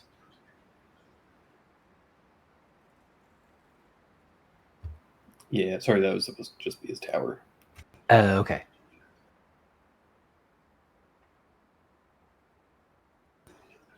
Is this one another temple, or is this one Kodo Village? It's marked on the map. Okay.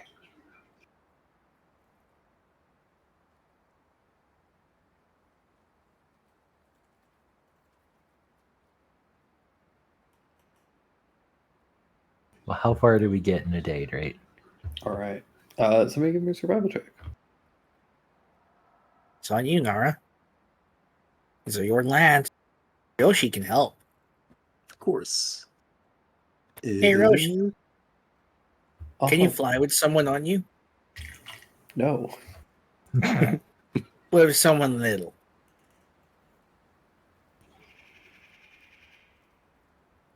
No. I'm barely confident in my ability to fly alone.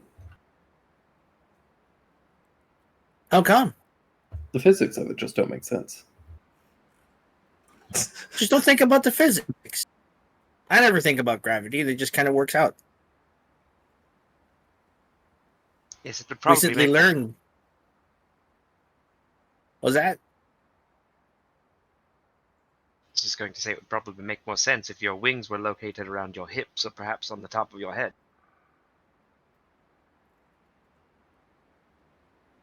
I can actually fly with these if I try hard enough.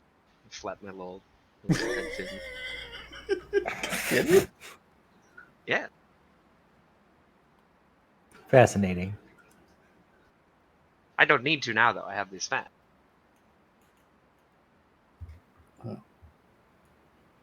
Can I push you off the next cliff we see and we can see if that works?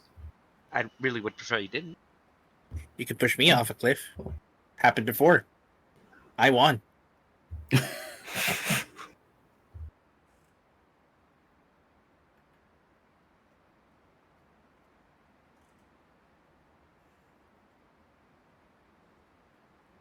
I won is such a funny way of saying I survived. Yeah, I won. Perspective is a beautiful thing. You kicked that cliff's ass, you sure did. If you're living, you're winning.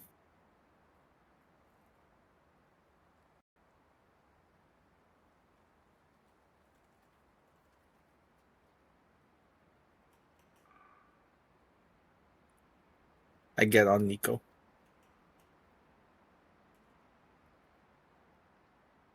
Just kind of lay down, cross my arms behind my head, and look at the clouds. Are we there yet? Oh my Yes, god. we did it. How much longer? We're here. Just told you. Sweet.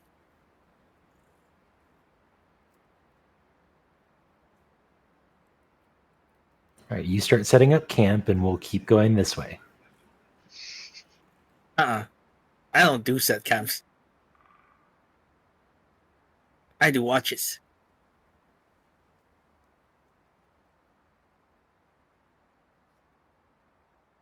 Right.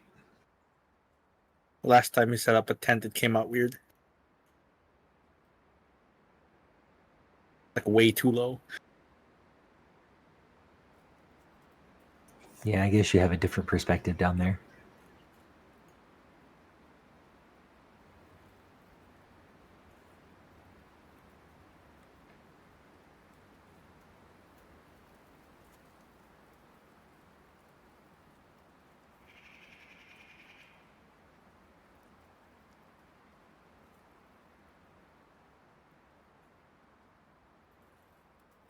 Dre, what happens?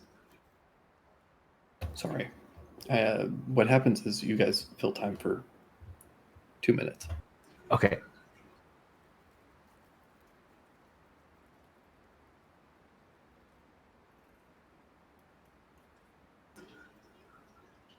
It's so weird that we just took out a Gorgon and saved 3+ people's lives, plus all the ones that we have in a painting. And I don't know, we Yeah. made it look easy almost. I guess we, got hit some, but like none of us died. Feels like just a few months ago we were almost dying to crabs. Yeah. Really come a long way.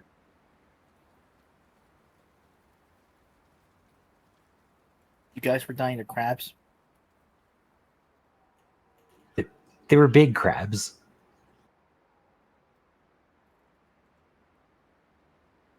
Yeesh. See a doc.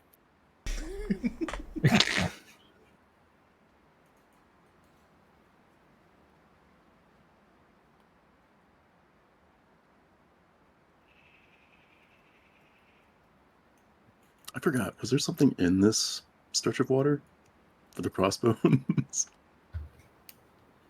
People don't know.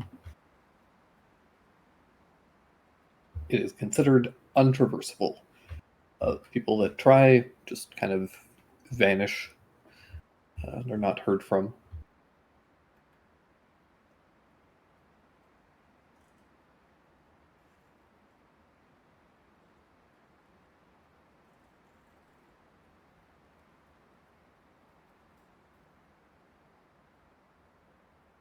It's one of the reasons that the flotilla is such a prominent and kind of successful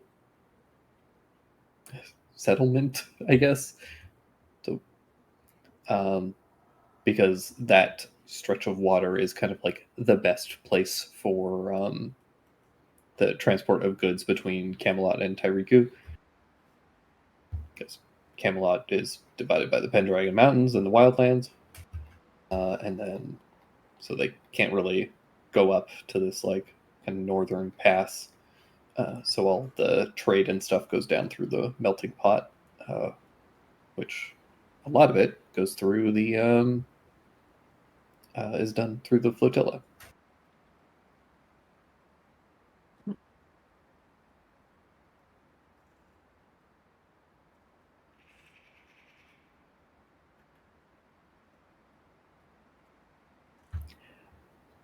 But yeah, you guys travel for about a day through the mountains. Nara is able to lead you guys quite skillfully through here.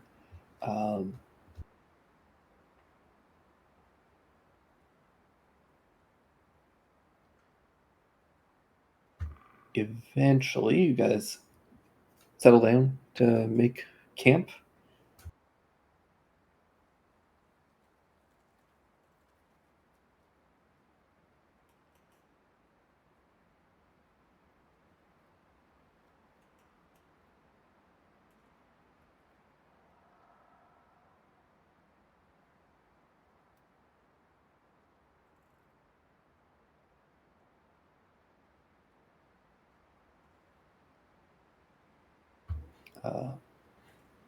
Who is on second watch?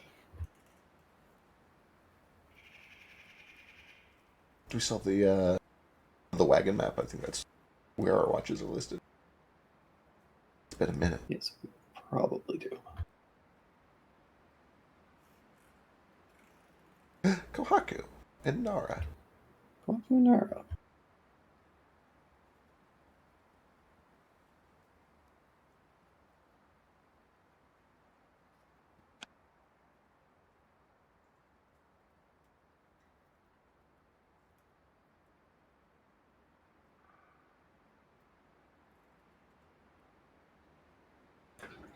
making a tie-dye fundoshi. Did that ever become anything? That's a fun note.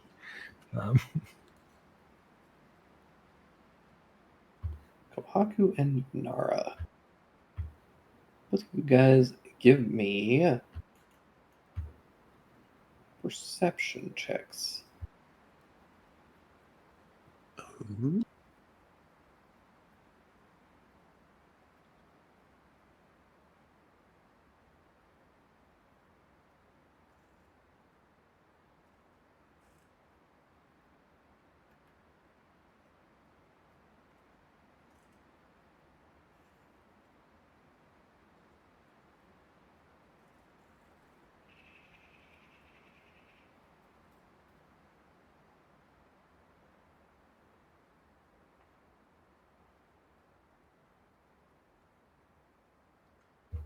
Okay.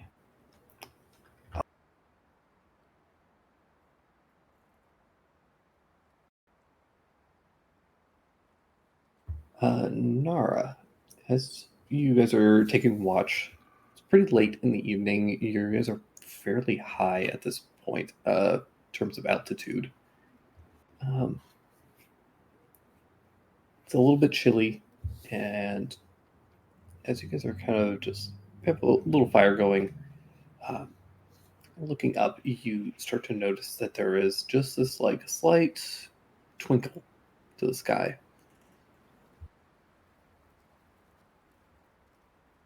Huh. Starts to get a little bit more prominent fairly quickly.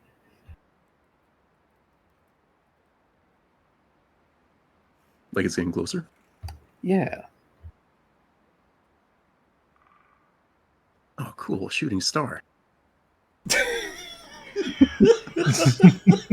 And, yeah, like a shooting star, it kind of streaks across the sky, but instead of streaking across the sky, it starts heading kind of down towards the mountains. Uh,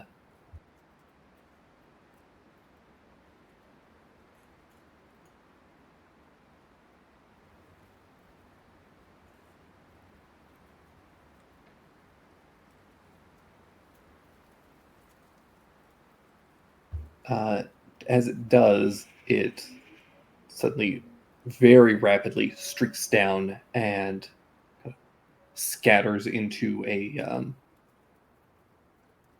some like brush. There's a little bit of a bang and a crack of some branches.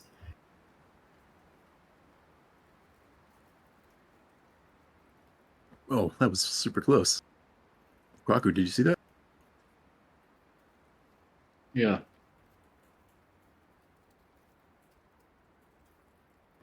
Like, is it like near the end of the mountains, or is it still within the mountain range? Yeah, it's like it's fairly near your camp actually. Probably like 200, 300 feet off.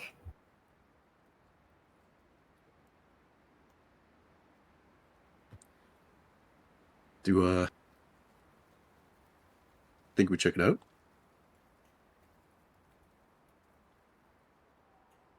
Maybe wake someone up to be up for watch while we go check it out. Yeah, Jupiter is star based. True. Yeah, maybe you know it. I'm sure you'd like to check it out.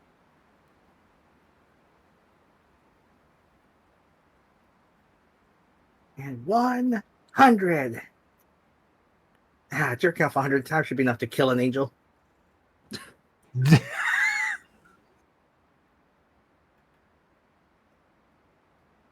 He's dying, you're awake. Did you see that? You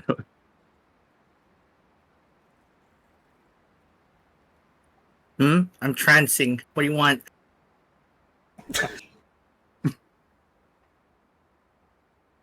I'm meditating. This like is a how I shooting- meditate. that's cool. Gotta blow off tension. What's up? Stress somehow. I think there's a shooting star that crashed like not too far off. Oh, better get Jupe and Alley then. Yeah. See if everyone wants to go check it out. Maybe it's another piece of moon.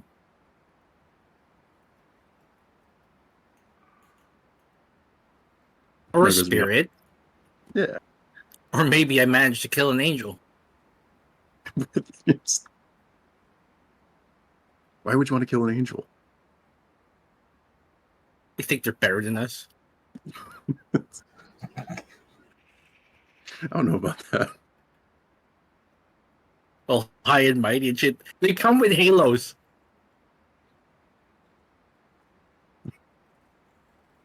And I come on the ground. Mhm.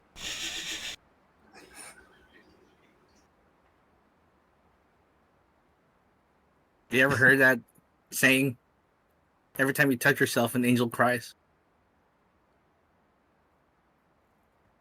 Yeah, I've heard that before. Well, I bless the rains down these parts. Well, hopefully it's not an angel. Well, let's check it out then. Let's Yeah. gather everyone up. We all go around waking everyone up. A shooting star? Angel died. Did you guys make a wish? We're supposed to make a wish? Sure, you see a shooting star, you make a wish. Everyone knows that. I should have, but it came down real fast, real quick. I didn't have time. Yeah, they tend just, I mean, watch the sky again. There's like 3 or 4 every hour. It's kind of we'll just. How many were there? I think it was just one. Keep your eyes peeled. Just kind of focus on one part of the sky. You'll see more. Okay, but one of them hit nearby. Oh, it landed. Yeah, and we're. Oh, that's a big one. Oh, well, let's go check it out. Might get some space metal. Space metal is valuable. Ooh. It is? Yeah, it's good for stuff. It's good for things. I bet it's an angel. It'd be cool to have a space rock too. Yeah, Just say it. exactly. Imagine having a space rock sword. What if we get a space angel? Maybe we get a wish from the space angel. Maybe they're all. That's where the wishes come from. Is they're all space angels. No, they work in thoughts and prayers. I don't know what thoughts have to do with this. You ask them for something and they consider it very strongly.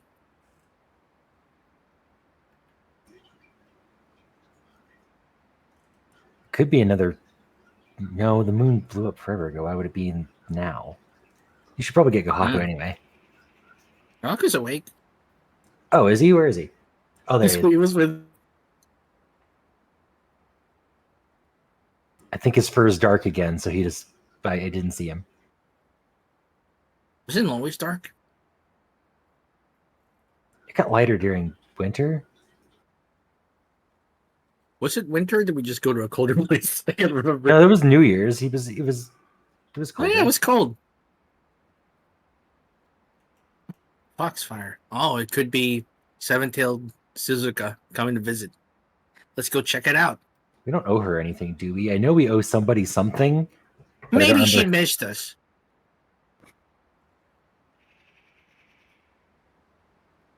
Or maybe this is how Nijo travels now.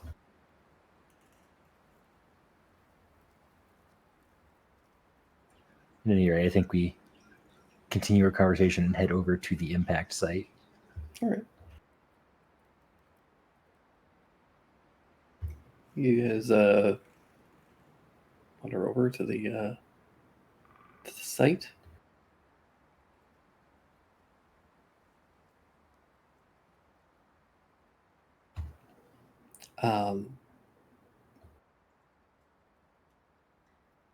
How do you guys approach? Cautiously. I'm just kind of following Kohaku and Nara's lead because they saw it. Hmm? Sleepily. Yeah. Did it fall in like thick brush, or is it still like flat terrain, like mountainous? It's like mountainous brush, so it's like it's not like tall, but it's fairly like dense. It's a lot of like moss lichen and some like viney little bushes. Yeah, we'll just you know, try and search for any signs of the impact zone. Yay. Give me a perception check. Or survival.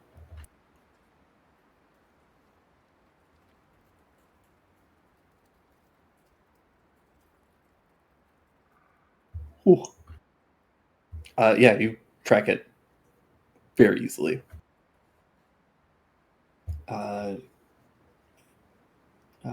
Following it, you see a little impact where there's some kind of broken down plants, a bit of like where they've kind of been impacted, knocked down, flattened a little bit, and then there's whatever hit kind of bounced and then landed a couple feet away.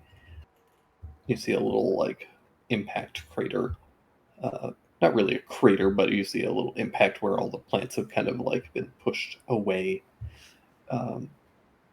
And in this crater, you see a what seems to be a small kind of bluish humanoid, quite small, full arm twisted behind its back, full like Family Guy death pose. If this wasn't Tyriku, it would be Just the Yamcha. laying there. Do I know what this thing is? You could give me a check. I don't know. What do you whatever knowledge check you think is appropriate. We'll fish Guys. with this. It is an angel. Are they alive? Did he fall from space? Sky? If this is a space angel, I'm going to be a little upset and a little impressed, but I, Stain, have killed an angel.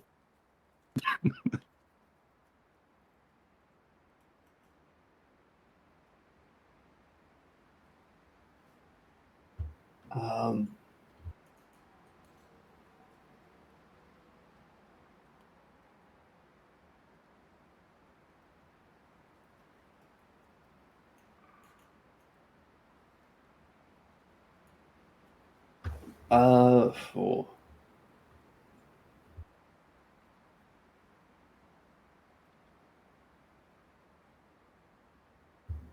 Kohaku. Oh my god, I'm blanking on the name. You guys have encountered them like several times. What are those little rock spirits? Little cool. Yeah. Kodama? Kodama, yeah. Yeah. That's kind of what this kind of reminds you of Kohaku. It doesn't look like a Kodama, at least not any that you've seen. But it's about the right like size and vague shape. Jupiter, in Wadakita, there are a handful of like elemental spirits that this kind of reminds you of. Chwingas are one of them. Wingas.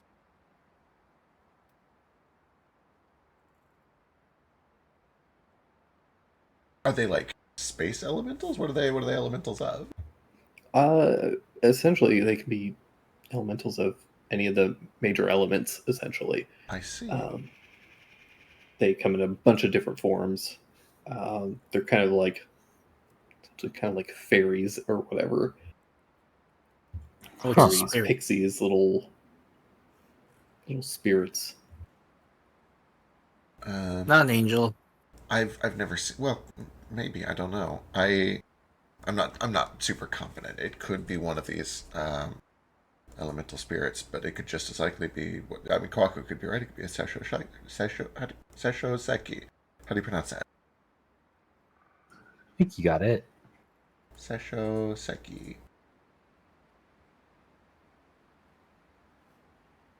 Do you think it's friendly? I mean, it looks to be hurt. We could go help it. Well, it doesn't look like an angel to me. No wings, no halos. I'm gonna check up on it. Hello, Okay. you okay? Koku's not in voice, but he does say that if it's a Senshoseki, they are known to play tricks, and we should be careful. They spread malevolence. Okay. You see its foot twitch. Hi. It's okay. We understand each other because I'm really cool.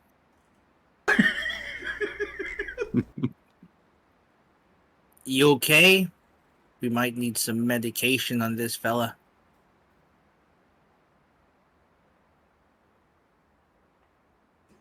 Here, I got put a potion. I'll make another one tomorrow.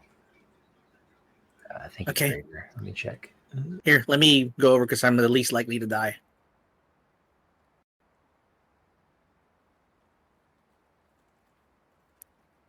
Yeah, it's a Oh, for greater something else? healing. So You have a smaller one?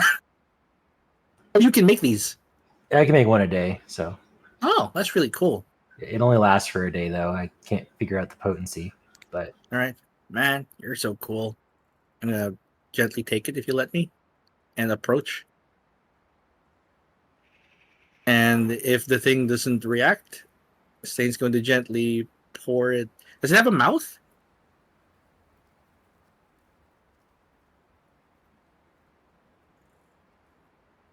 Or anything similar to an orifice that could take a potion? just do it like the baptism and pour it over its head. It'll work. Does that work with potions? Do you have to drink it? You probably have to drink it, but I think the image of just pouring a potion over your face and it working is funny. Maybe it works that way. I don't know. You're like the alchemist.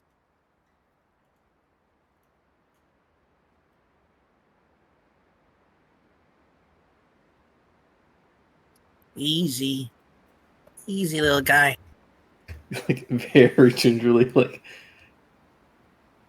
bend his arm back to the right place, tilt him forward, and you do see that there is a tiny little mouth.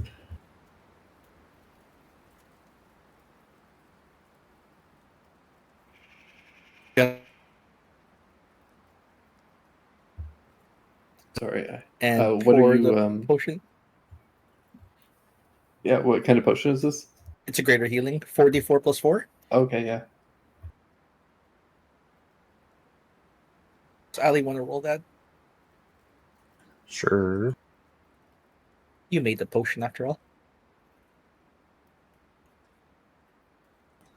16. Is it bigger than me? No, it's smaller than you.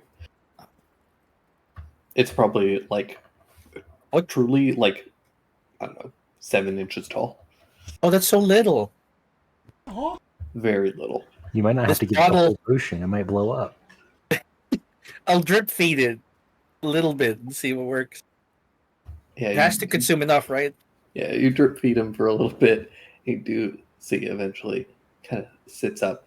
And this thing is very strange. It's almost got this like it's very nondescript in any of its features, but it's almost got this kind of like glassy kind of look to it. You can see why it kind of like caught the twinkle of light because it does have this almost like crystalline body of sorts. Although as you hold it, Stain, it's very soft. It feels fleshy, almost not unlike the kind of stained glass that fills some of your wounds. What's your name? I'm Stain, and we're the Bathhouse Boys. See, as you drip feed it, it does suddenly, very abruptly, kind of like shoot up in your arms, stand up, look around, very rapidly. Bampu, Bumpu. Suka, Hupumo, Satoho. Oh, I step forward. Hopupu, Vo, Hov, Pukvu, Blanva, Dimo, Haja. Sure thing. Oh. Do I understand it? Is it a language? It is. What you receive, what you kind of like understand is says, Greetings, great saviors. Thank you for your aid. Allow me to bless you with great boons from the Star Children. Oh. I translate this for everyone. Do any of us You're a know the star language child? naturally? No, certainly not. Fair. He says, "Greetings, great saviors. Thank you for saving me. I'll give you a boon from the Star Children," or something along those lines.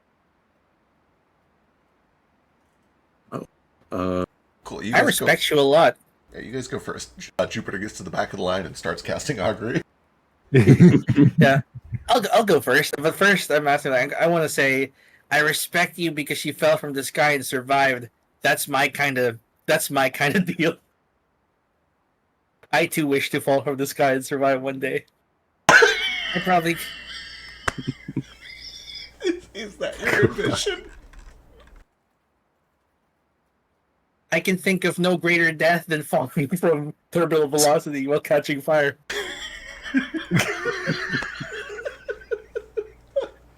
To survive that is truly to win at life. For what could kill a shooting star? Air, actually, and a lot of friction. Well, But- clearly it's still alive, so... Yeah, he seemed to do all right. Would Stain understand like which language he's speaking, or you would just understand it? I don't know I just understand the language. Okay. Tilham Tulabe. It's the wording specific.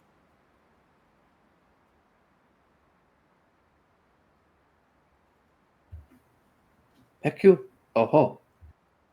Translating. Which you understand is gravity does not exist. It is my bitch. My eyes widened and filled with tears. Kindred spirit. Did you fall on purpose then?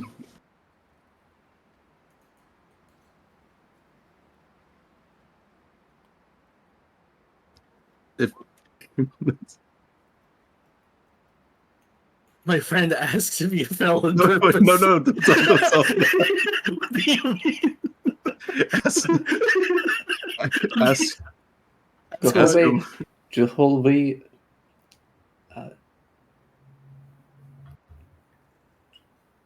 Vilgahelmo.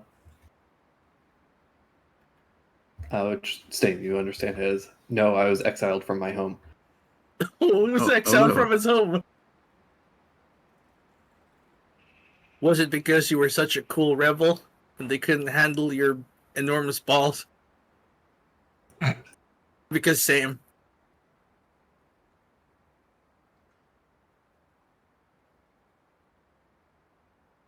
Chukamawad Hov Sos. Star Mother threw me a great distance. Star Mother. Yeah. Dude, what's a Star Mother? With every word, I become more convinced that there is no deception going on, and less convinced that we should trust it. I don't know, does that mean anything to me? Star Mother? I assume sun. Yeah, potentially. Done through this thing? You would know that they're like in Wanakita, primarily the major gods tend to be the moons and the sun. But there are technically minor worship of various prevalent stars in constellations and that sort of thing. Makes sense. It's possible that it was one of those. This also could just be like a little light spirit that was considering itself like that had some like collection of spirits that it was exiled from. I dig it. That makes sense. He's kind of like 50-50 between it's some sort of a star elemental spirit and Kohaku being right that it's one of these magical stones or a kami or something like that. So he's flat casting augury, so it only takes a minute. So he sends it up, and the course of action is I'm going to go accept that boon.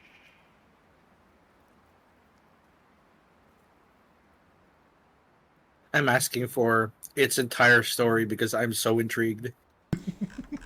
Also, what language are you speaking? This is fun. Are you making up words? No, this is. I need to be so fucking clear about this.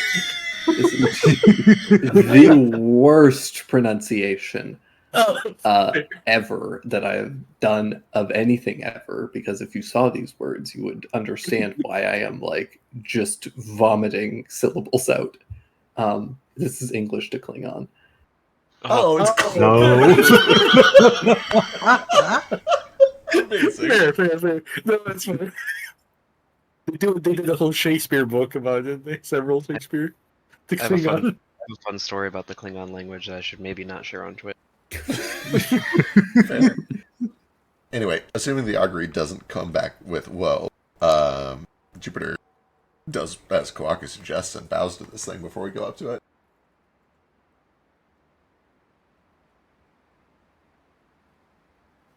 You think that that's okay? But yeah, It makes the boon better, sure. just want to know what's the augury say? Friends, the Star Mother threw him so hard.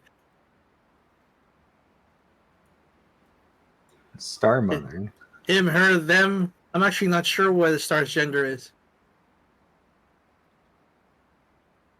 Boy, what does your augury give you? I think you primarily get wheel with a very subtle hint of not quite woe, just kind of like String. eh? Yeah. I got you. Wheel, but it's weird. Yeah, as you kind of bow to this thing, it kind of sticks out its chest and stands very tall. At its 7-inch stature, it's pushes itself up that like 1/10 of an inch.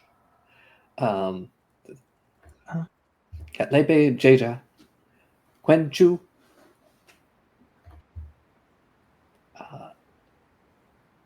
Pabul, Puwul, Sahos, Sama, Habaji. And Stain, you understand that to be, yes, bow before your new god, mortal. I shall bless you with my followers. I see. Haku's right. All right, we voted him. Jupe bows. You didn't hear the literal Right. translations. We're sure doing this. Okay. This is the strongest connection I've had to a god. Aside from Atropos. I mean, it did show up in front of me. That's the most God's ever done for me. It's terrible that mother would throw her child across the sky. What would It did prompt the such a thing? I could not respect this thing anymore. Maybe he had been living in their basement for too long, and it was just time. Where's the star's basement? The black hole. What? Not to talk about his mother's black hole in front of him. That's a little rude. What is a black hole? I guess it's just a hole that's black. A lightless hole. Reality's folding in on itself, and nothing can escape it, even light. So it just turns black on the inside. That sounds kind of made up, but your alley. Anyone who would like to be touched by this thing can roll a d10. Okay. You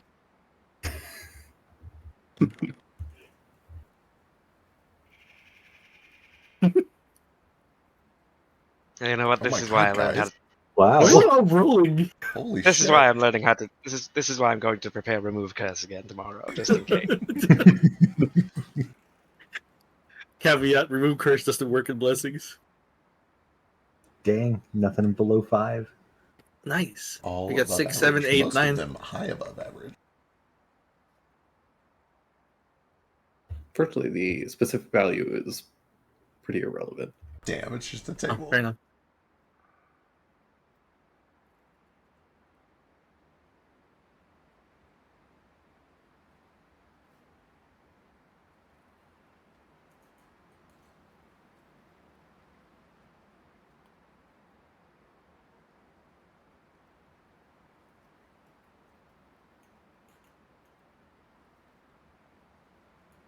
I'm going to send you guys some things Oh. on Telegram. Oh.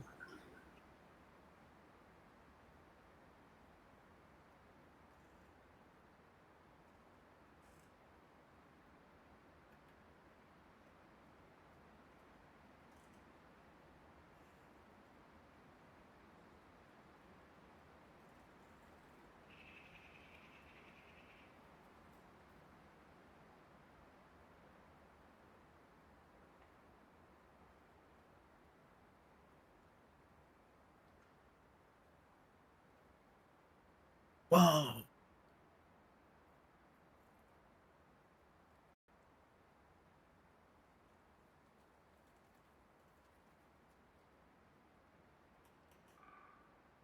Oh, that's cute.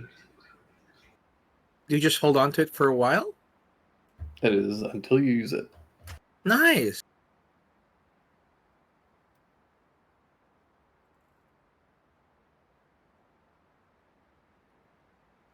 It's just a one-time little boon. I love it. So this is like a star elemental? That's what it says. That's what he tells you. Why should we? It fell from the sky. How do I not believe it?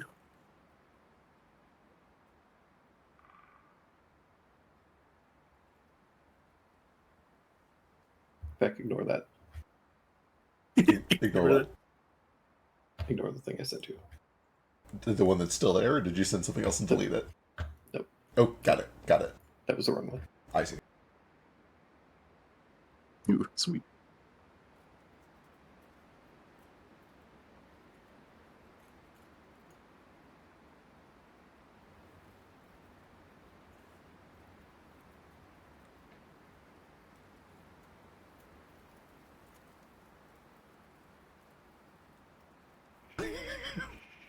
Gross.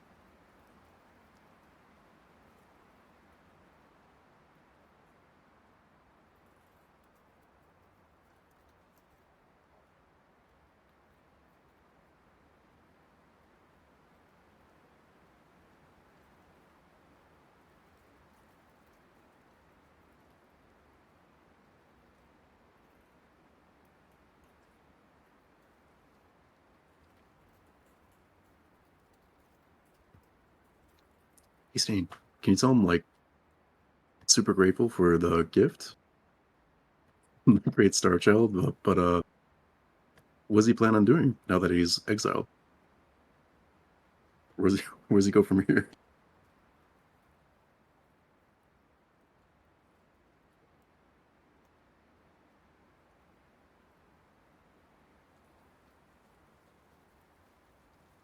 I'll translate.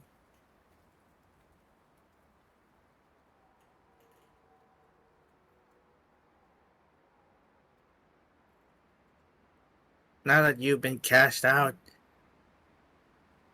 from your refulgent home, what you gonna do? Tsukuhomo, Satoho. Thank you for your aid.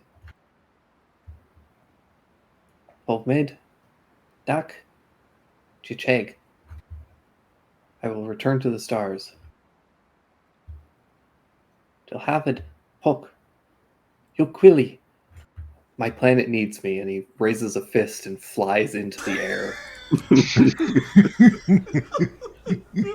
Goodbye, Farewell, little Star god. Child. Wow. Farewell, Star Child. What a wow. I don't think anyone's going to believe this from us. Gets 30 feet into the air. Explodes.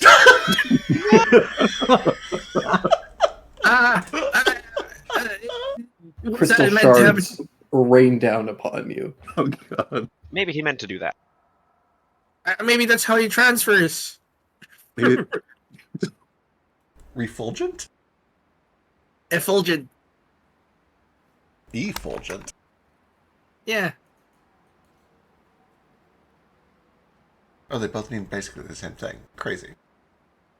It's a big word. It's a $5 word. What's $1? I like it. $1, I believe, is 100 piece. is the literal translation. But let me go make sure that's true. Yeah, they use the word effulgent in my church every now and then. That makes a lot of sense, yeah. If there's a word describing brightness or light or radiance, I kind of know it. Yeah. That tracks. That tracks.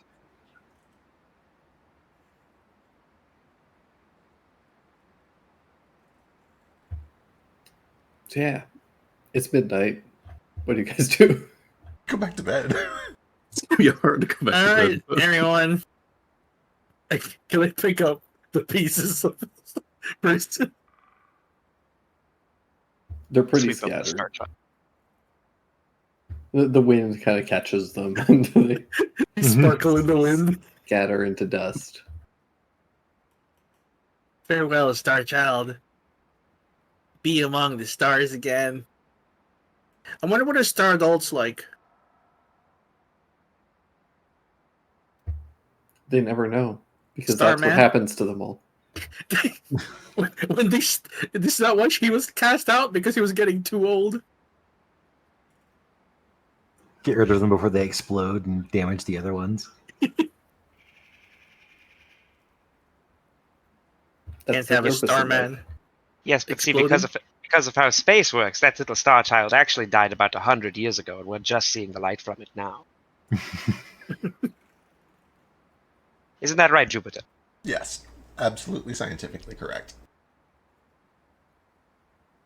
What was the origin of the dollar? Long. Okay. You're long. But essentially it's a bastardization of several proper nouns, which all originally go back to the word taller, which means valley. It was named after a coin that originated in a city in a valley. Ah.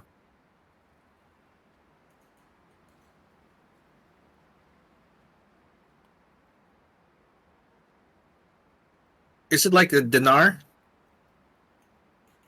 I think that's another coin. It Or is, a but doubloon. I don't know the origin of either of those. I'd have to look. What's your currency called in the flotilla? Great. You use doubloons, question. don't you? Well, I assume that we use a lot because we do a lot of international trade. So I assume that we have a lot of currency. And I assume that we also don't have our own minted currency. Although there probably are lost treasures from the place, Para, or Perrin. Pear? I think it's just called Pear. So potentially you do have denari. So yeah, there probably are And the blue. some minted coins in the flotilla still, but they're probably worth more than just a gold piece. Pere and Kiyazu. Yeah.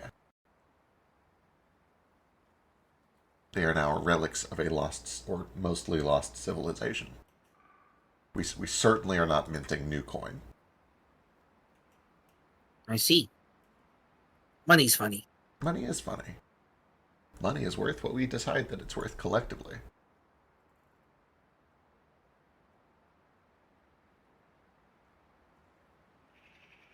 I guess if everyone suddenly decided to stop using gold to use something else. Huh. Yep.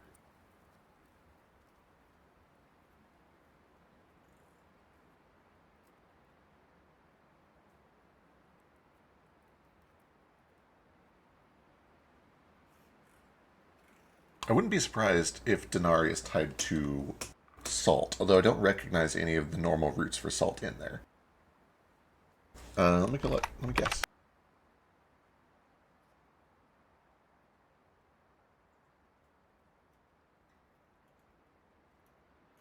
Nope, I've inverted. I've inverted my etymology, and I'm ashamed. This time it is just based on the number 10.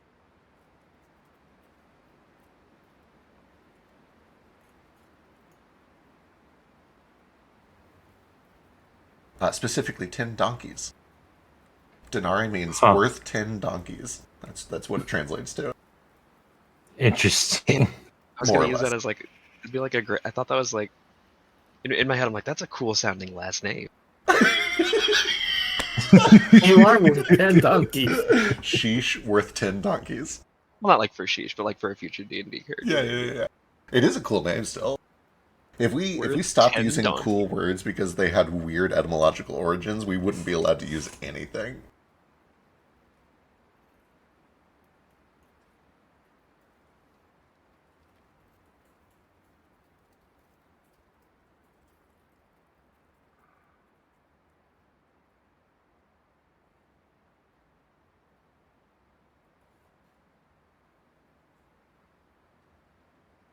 Unsurprisingly, doubloon just means double.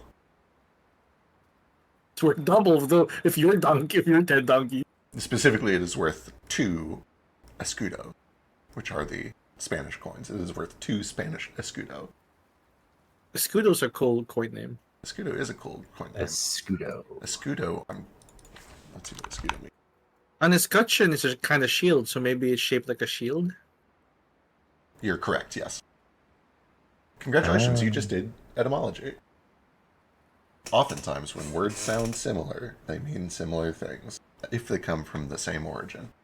What have you done to me?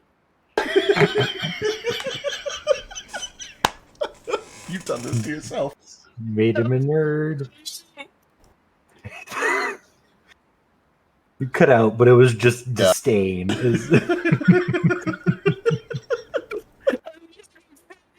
Oh my god, he's just screaming into the mic Just and dead. clipping, yeah. You're fully being screaming. clipped. They learned it from you. Next, but yeah, you guys settle in for the night. Those of you who feel they can sleep are able to. Those of you who can't, understandably, sit up, contemplating the last, 15 minutes of events for the next several hours. I take out my journal. Right, dear Atropos and Stein. Today I met a star child. It blessed us. And then it blasted off. In that it blew up. Yeah, I think it's in a better place now.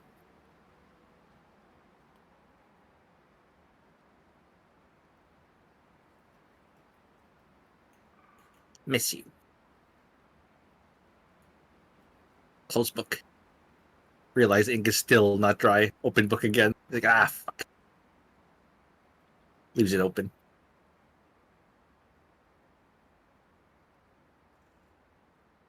Return to meditation. Meditate. Next morning, wake up and continue on your journey. Yoshi will help you navigate Nara. So if you want to give me another survival check for the next leg of your journey, you guys are getting close to being out of the high peak mountains. Almost there. Ooh. 23. 23. Yeah. This next leg of the journey is a little bit easier. You guys are able to start heading down the mountain, which is much easier. It's still slick and dangerous. You have to be a bit careful at several points, but it is much better than the uphill climb that you had been doing for a lot of this journey.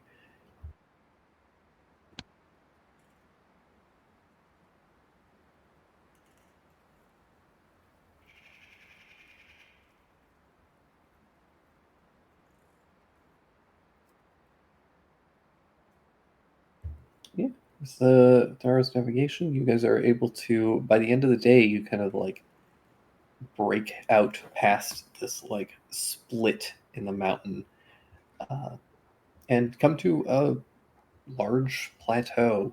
The plateau itself seems to be, it's covered with very short plants, but they're all really dry. They haven't gotten a good amount of water in a decent amount of time. There's a handful of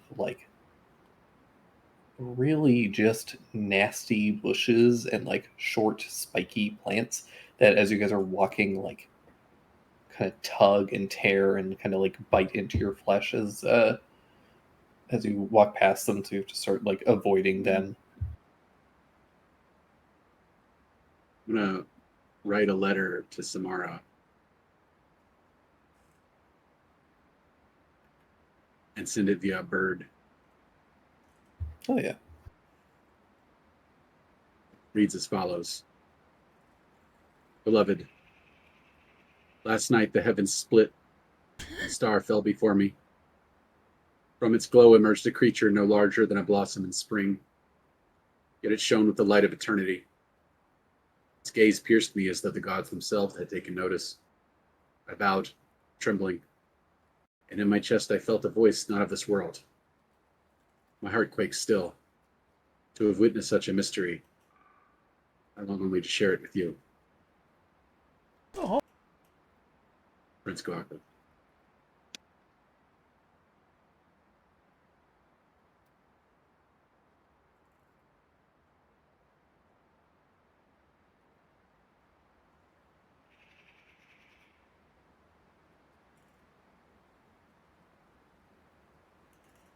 You have to be kind of fancy in letters.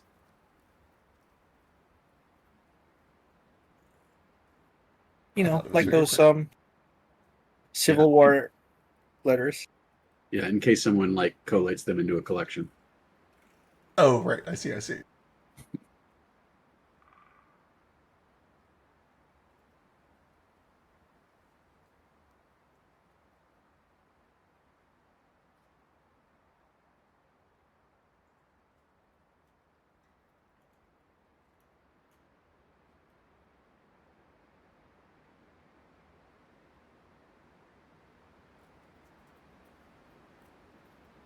Yeah, send that off.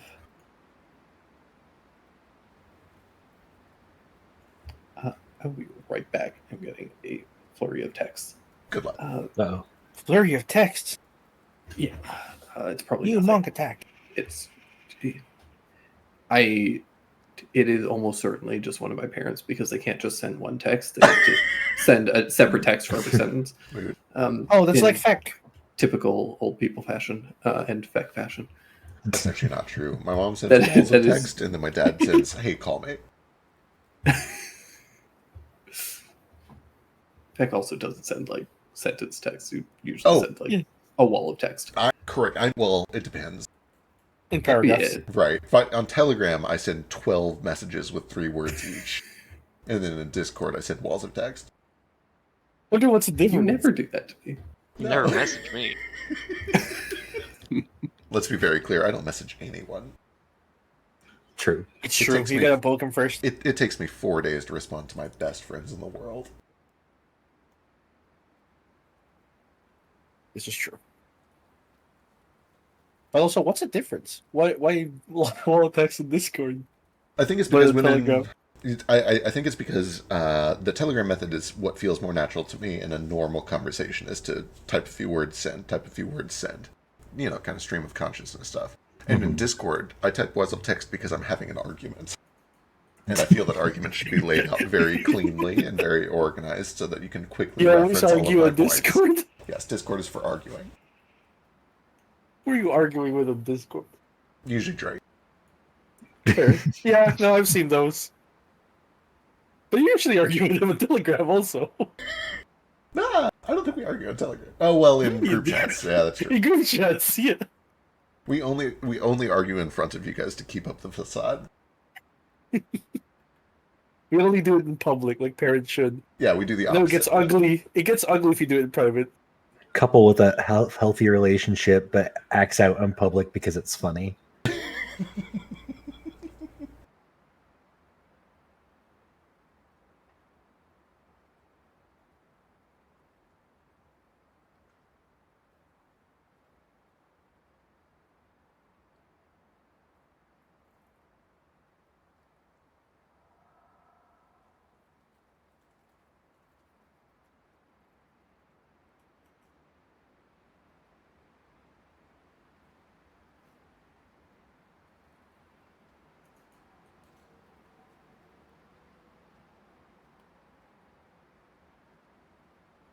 So did we all hallucinate that last night, or?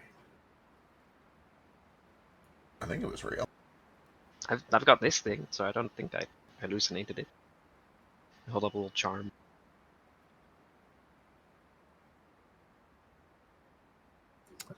Oh, okay. He did fucking die though, didn't he? Yeah, he blew right the hell up. Sure did. I'm not sure he's dead. Do you think he ascended? Maybe that's just what stars do, right? Maybe that's just how his teleportation spell works. Could be. God, can you imagine that though?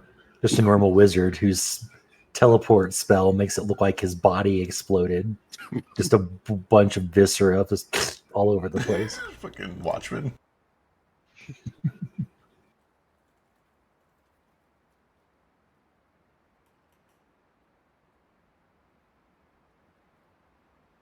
So there are 3 evil spirits sitting under a holy tree. And one of them brags, "Do you see that temple there? I can go inside that temple and drink the blood of 2 people." He flies off and then he returns with blood in his mouth. He says, "Do you see?" And the second bat says, "Well, do you see that temple over there? I can suck the blood of 4 people in that temple." And he flies off and he drinks the blood of 4 people and he returns with blood in his mouth. The third one finally says, "Oh, yeah? I suppose you think you can drink more blood than me." And the evil spirit flies off into the city and returns very, very quickly, his face absolutely covered in blood. And the other bat said, "Whoa, what happened?" And the bat-like demon says, "Well, do you see that tree there? I didn't."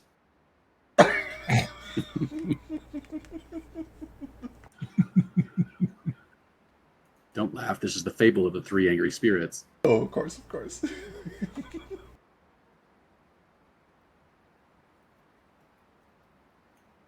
Nothing in the world makes me stop laughing faster than somebody telling me not to laugh. Right.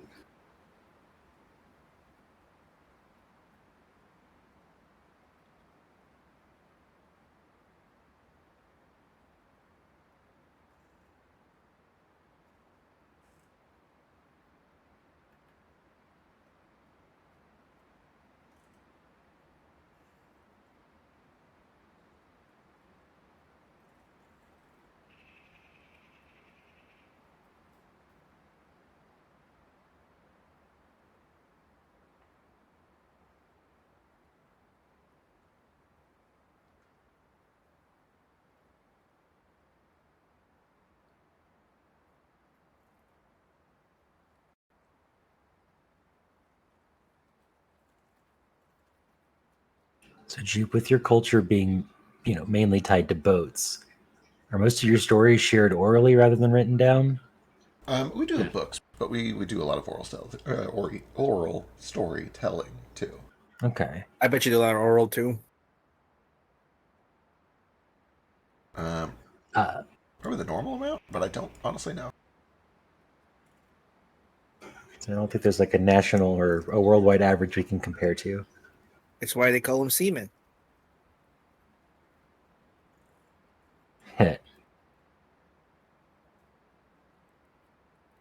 Okay, I was just curious if, you were to pass on before we finished, if I should write it down or just tell people about you or both. Oh, well, okay. So if it's specifically remembering the deeds of others, it's a combination of all 3. Some of them are written, some of them are spoken, but many of them are tattooed. Which is to say, it is normal to tattoo the accomplishments of others who are important to you on yourself. Because you're what carries their memories on, right? Huh, right. Okay. The Inkanyamba on my leg, it is equally for myself, having survived it, and also a memorial to my uncle. I thought it would be a little disrespectful to put the stairs there. Maybe a little, and then you'd also have to explain the stairs every time. Yeah, although that's kind of the point. It is meant to provoke conversation so that you repeatedly retell their story.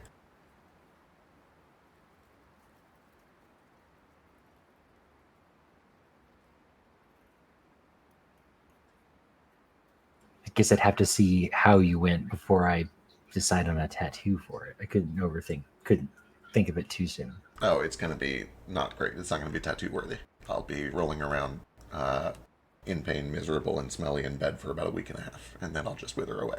Typically, you only do events related to their death if it was heroic or interesting. More often than not, you put their big accomplishments there instead. Okay. That I can think about. That's a little easier.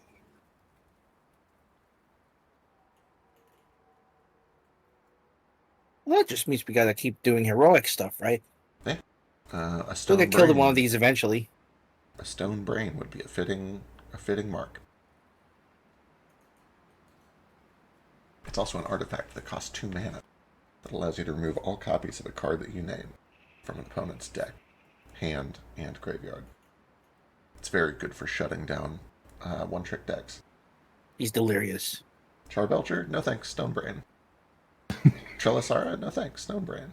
What is he talking about? He's delirious. He just babbles like this sometimes. I'm not sure what it is. I think it's all the stars. Talking about instant casts and tapping creatures. Wake up, bro. It's 2006. I have horrible news for you. Magic the Gathering was around in 2006.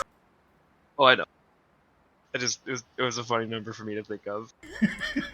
In this game, 2006? 20 where years ago. Yeah, in this game where we're clearly much earlier than 2006. What year are we right now? Iron Sandic is an interesting language. I'm sorry and I apologize mean the same thing, except at a funeral. True.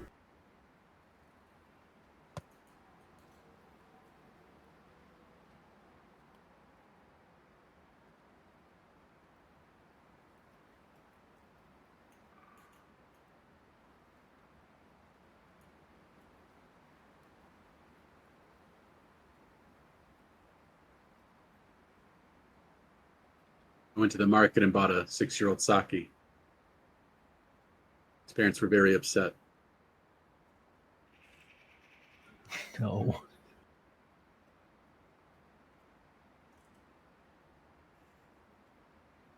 I'm working on my Rakugo. You're what? My Rakugo. What's that? My comedy. Oh, I'm glad you're Storytelling. trying. Yeah, funny storytelling. That's cool. I'm glad you're working on sense of humor. These are good. Jesus Christ.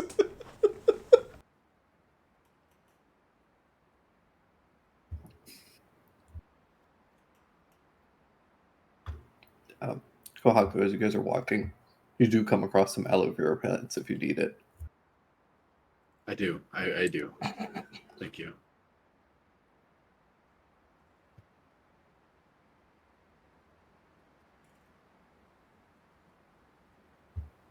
But yeah, you guys are on this kind of like area where it's actually like somewhat clear for a little bit. Settle in for one more night of rest.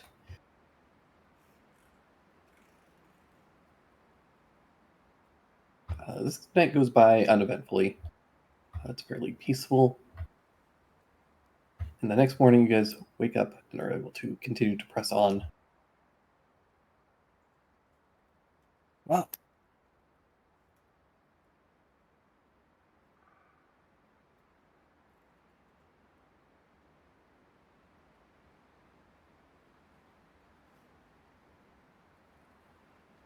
Wow. You guys do get a short rest in, and unless there's anything else you guys wish to do, you guys continue traveling, heading through this like kind of barren, almost plains, like an elevated plains with these kind of broken up, really awful plants.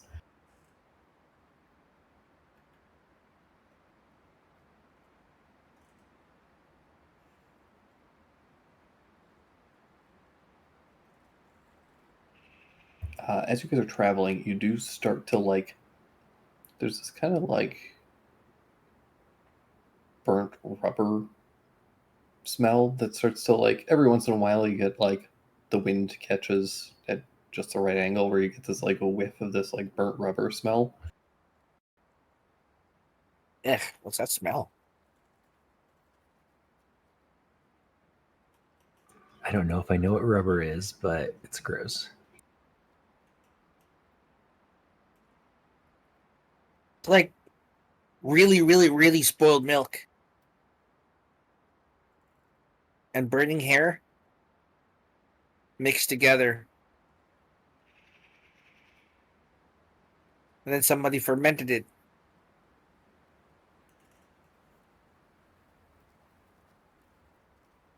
And they made a drink out of it.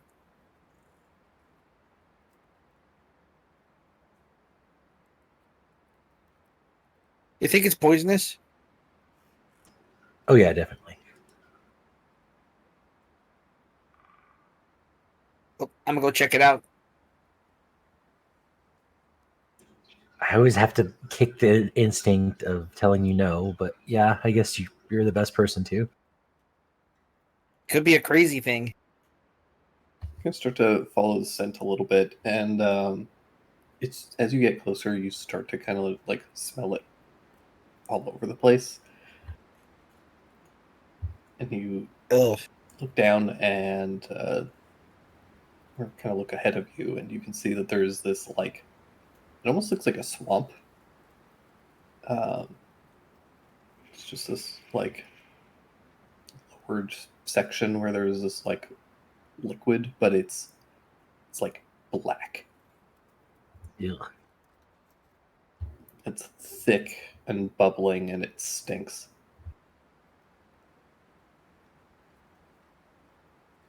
What's that? Is that tar? Do we know of tar? From tar and feathering? Oh yeah, I've been tarred and feathered. Is that tar? Yeah, it's like a tar pits. Yeah, I think it's natural tar. Ugh, still gross though. Ugh. We could use this for something, right? Aside from torture and sex. Waterproofing a ship and making it flammable. Torches. This stuff's flammable? Architecture. Yeah, it's pretty flammable. It is useful. It's mostly useful at like an industrial scale or an architectural scale. It wouldn't hurt us to take just like a bucket of it. It could come in handy. But it's not. Get a bucket? You know, a bucket of it is not incredibly valuable. Yeah. Be like carrying around a bucket of glue. If you get a bucket, I could put it away in the scroll. Or I could just take away a chunk of this into the scroll. But if I remove it, it's going to go everywhere.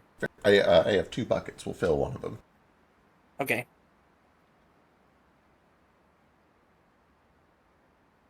Yeah, you go over and you grab a bucket of tar. As you're scooping it up, you do see there's what looks almost like a little like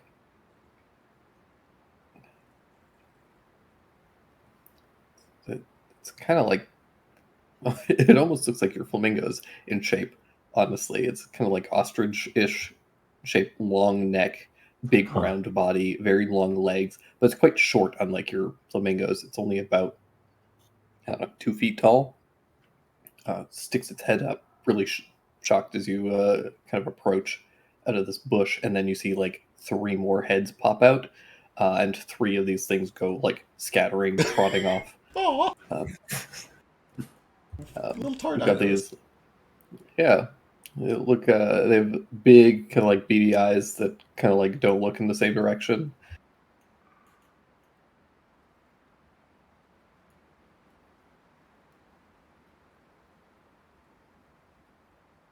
What the hell are these? Are those elementals or are they critters that just live in the tar? How do they not get stuck? Oh, it popped its head out of the bush. Oh, just kidding. Oh, okay.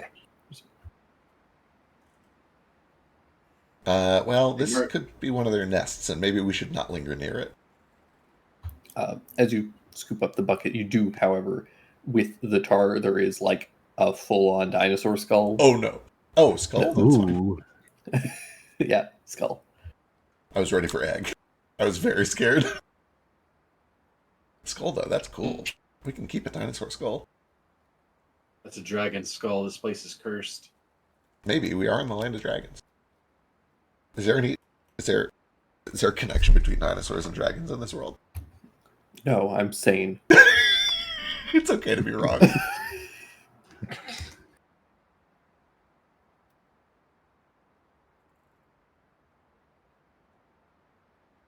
As we watch the dodos march one by one into the tar and become stuck, we realize quietly to ourselves, shock, quiet horror, that they are the last of their kind.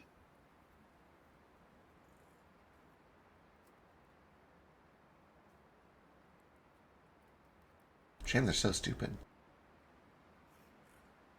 They're real dumb. But no, I think maybe we should. I get the feeling that this is like their nest or something, and we should not linger here.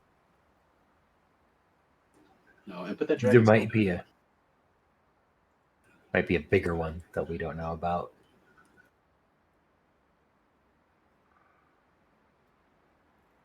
Yeah, we should keep going. Uh huh. They Put the bucket away for you. they usually don't get that big. Oh, okay. A lot of the big ones are usually pretty peaceful as long as you don't like disturb their nests and stuff.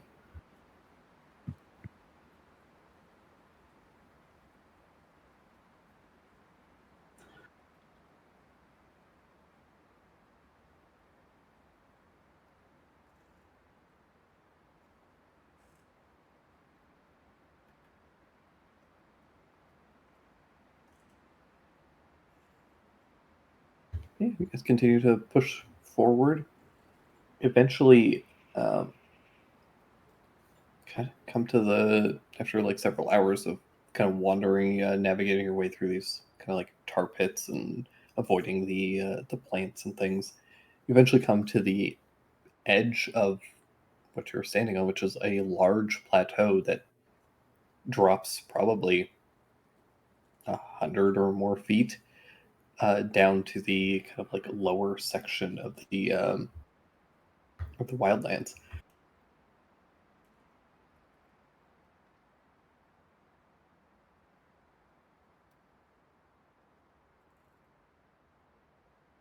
Effectively, you guys are like around here.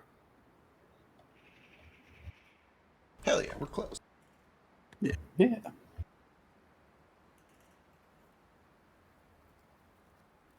As you kind of like look over the edge, you can see that up kind of beyond this kind of plateau, there's kind of like a swampy area, and then there's like a handful of little forests scattered on the horizon. The stone here is this like dark, kind of ruddy, almost like a reddish brown a lot of the time. It almost has this like mesa-like quality without actually being a mesa. And then off to the right, you can see, like way off in the distance, that you can only see really because the added height elevation that you have here. There seems to be the start of like a forest, but it is completely barren. It's just leafless trees, their limbs kind of stretching up to the sky like gnarled, crooked hands.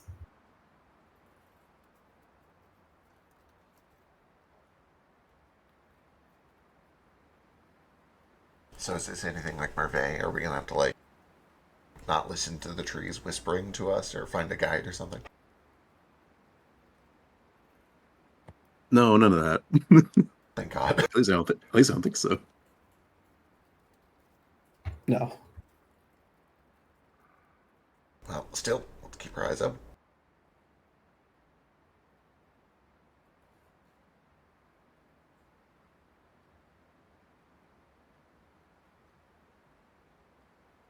My eyes are always open.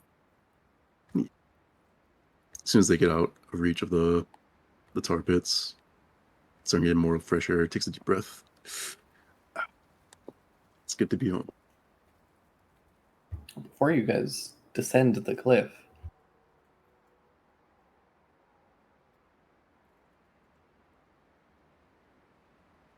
descending the cliff. We do it before Drake can spring an encounter on us. No, We've run. we don't. Now!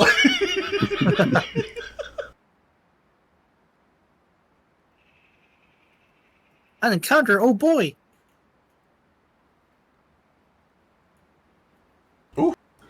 Combat in my tabletop RPG? I say it tongue in cheek. I love fighting. God I do fucking too. damn it. God damn it all. God damn it all to hell. Oh no. What's up? He wishes we were using Foundry instead of Roll20. No. Definitely not. Yeah, here we go. As you guys are kind of like getting a lay of the land, preparing to climb down this cliff, suddenly, Kohaku, you feel something suddenly like start to curl up around your ankle, and you go to kind of lift your leg and pull away from it kind of instinctively, and as you do, it almost tightens, almost like a noose or something around your leg, and then suddenly like pulls with a tremendous amount of force, and you are yanked back towards a cluster of bushes. Ah! Haku! What was that? Kohaku. That's where we're gonna roll some initiative. Before initiative begins, I slice a boulder in half with an Iaijutsu strike. Hell yeah. Hell yeah. Just for fun? Just for funsies. Well, I mean, it's like an instinctive, like reactive kind of thing. I don't know what's grabbed me, so I just slash.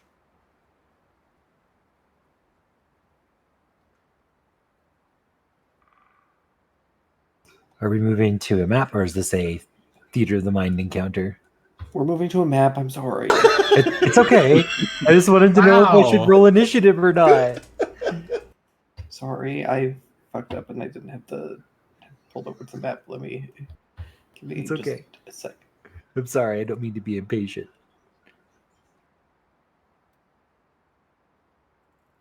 You're good. I was too busy stuffing my face with chips. Tip's good. Hey Neo, respectfully, you need to stop yelling at our DM right now. Okay. He's got a lot going on. We'll just go. He works hard. True.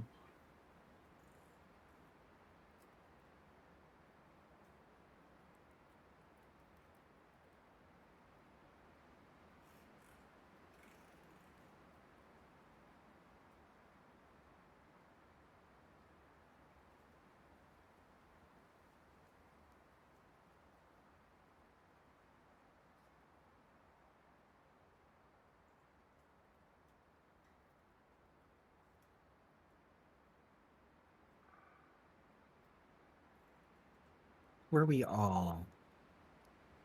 Yes, we're all kind of like just looking over the edge of the cliff, so you can kind Okay. of see wherever.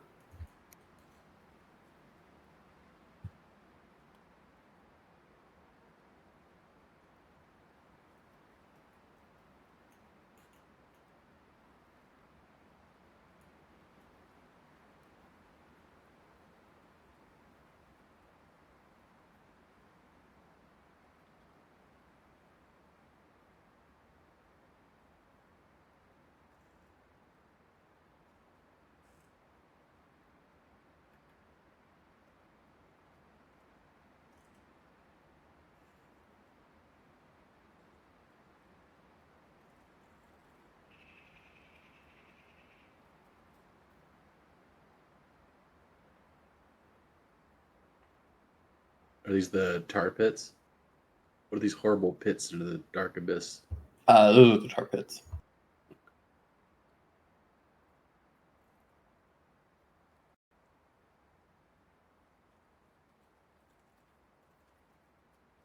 I couldn't make a good tar texture because I'm bad at life. I don't mean to prejudge you, but if a tar-covered T-Rex skeleton or zombie does not emerge from the pits to attack us, I think That would have been a great misjudgment. Biscuit. You can't spoil the encounter like that. Okay, I worked really hard on Listen, this. I'm sorry. Okay, no, I'm sorry. I'm proud of you. Thanks. So disappointed.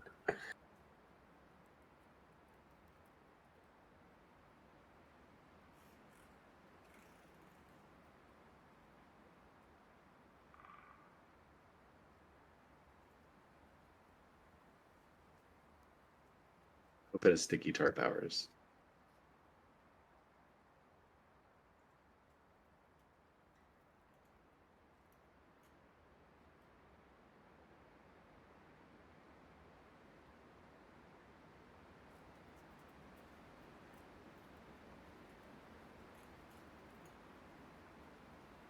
Oh no, I accidentally clicked my Steam icon. Now we're going to be here forever. Well, loads. What are you playing? Out of Accidents. here, Steam. Oh man, I forgot to do hit dice when we were sleeping.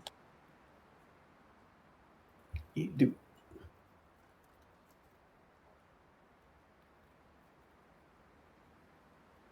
You get one for free if you ate my breakfast. Mm-hmm. Sweet.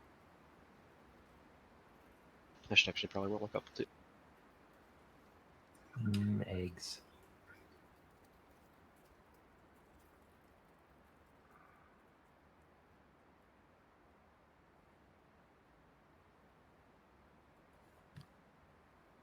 After Hammer didn't want us to eat her chickens, I just wanted chicken and waffles the last 2 days.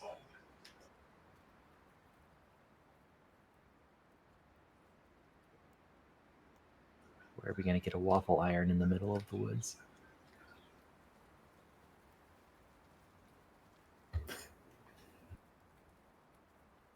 I have this waffle iron that I've been carrying around for 20 years. It was in my starting gear.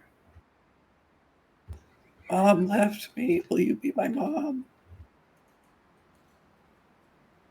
This is the I'll give you second this time waffle iron for it. in one session that I've been mom coded, and I don't want it.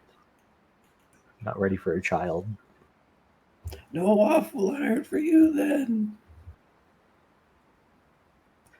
That's fair, Pip. Have a good day. Okay, my planet needs me. Please don't blow up. Okay, I'll walk.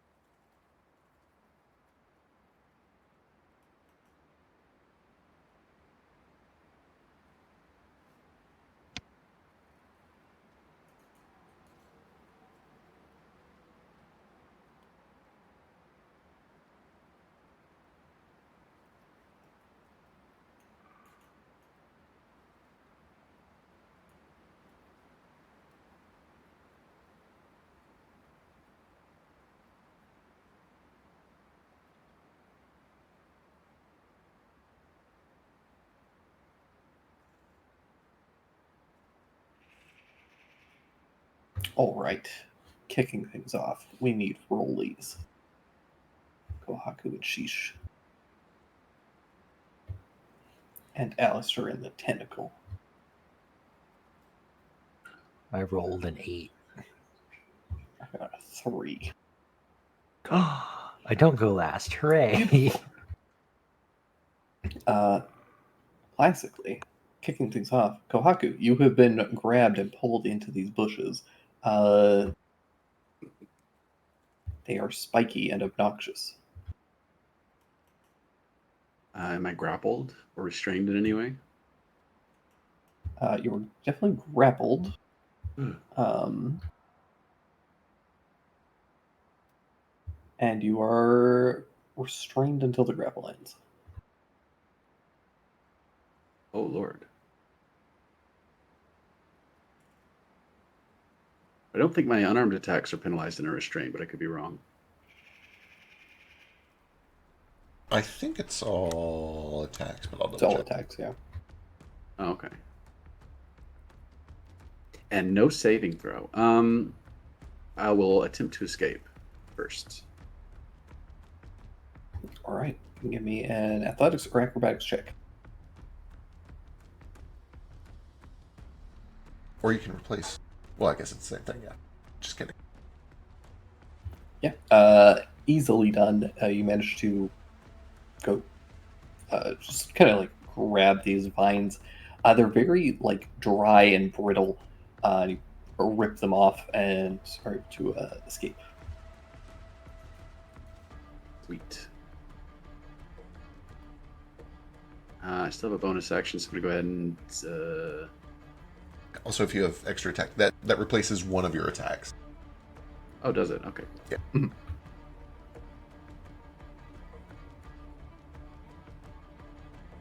that case, I can also bonus action attack, which will boost my armor class.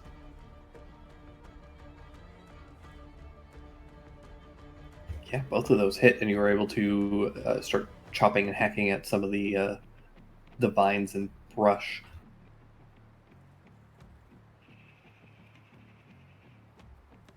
As you do take 8 points of piercing damage.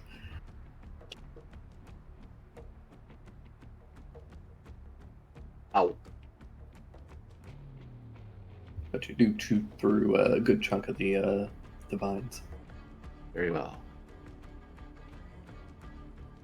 And that brings us to Sheesh.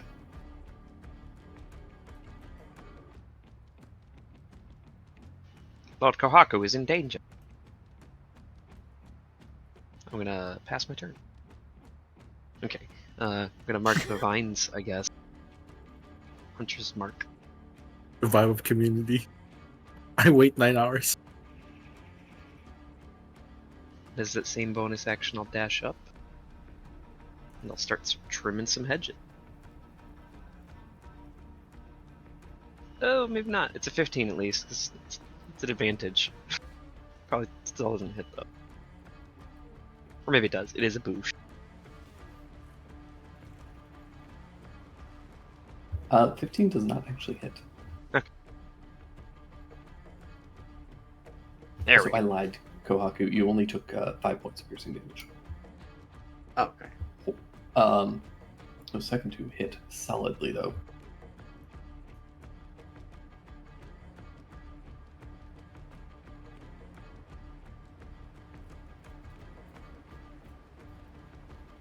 All those were at advantage, right? Yeah. Damn. Okay. Woo.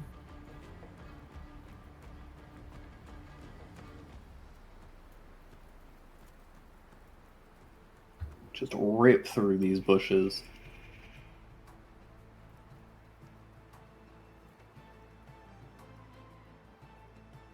They're surprisingly tough to get through, but you were making good work through them. Yeah, they're just they're brittle, but they're very dense. Also, for the sake of movement, doesn't matter because you had plenty to get in this close. But if you're moving through these bushes, they are difficult terrain, and if you're moving through the tar pit, it is 4-1. Ooh. I do ignore difficult, but I think the 4-1 would affect me. Yeah. I'll say that for anybody who ignores difficult, the 4-1 is 2-1. That's right.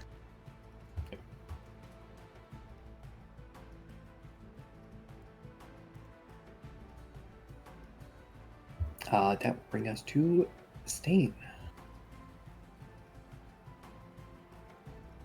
Oh boy. Well, they look like they got that.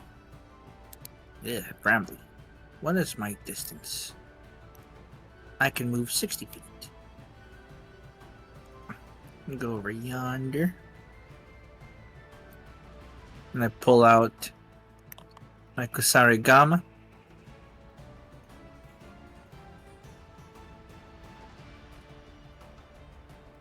Attack. 24? 24 Or does 29. Bonus action with the chain weight. 16. You only need the first two. This was made for the field.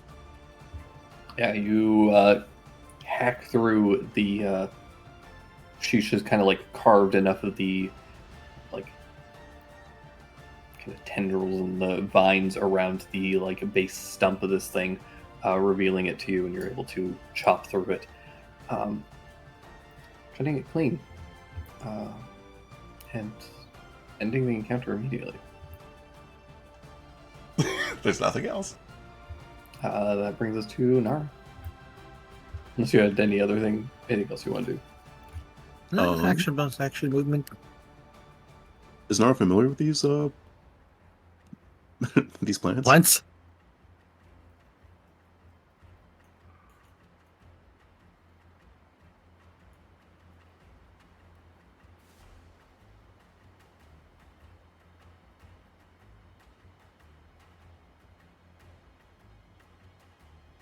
You've definitely seen plants like this around here. They typically aren't. They typically have look a little bit fresher than these ones. And essentially, they kind of camouflage in other plants. They're a type of assassin vine, essentially, that will carnivorous. They send out little tendrils, and then when something kind of like moves, they wrap around and pull it in and attempt to devour it, essentially. Yeesh. So you imagine that if there's one of them, there's probably some others hidden in some of these other bushes or plants.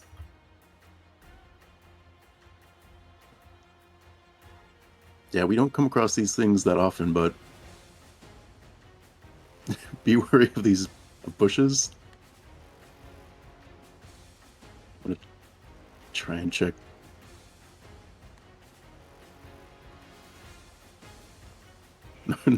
Nara tries to like look in this bush, see if there's anything in there. Yeah, give me a perception check.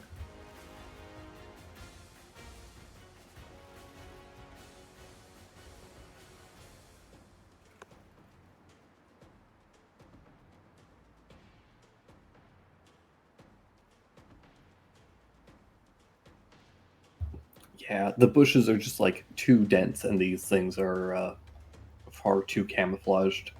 But you suspect, I think you would, just on your ranger sense, you would suspect that there's probably some over in this, potentially in this one, potentially here, and even potentially a couple over here.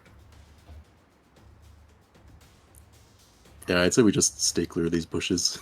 Just keep an eye on them. Watch your footing.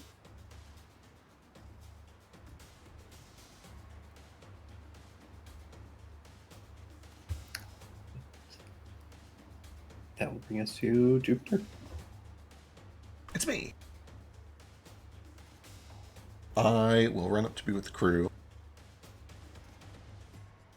And I'm just going to take a dodge until I see anything else happen.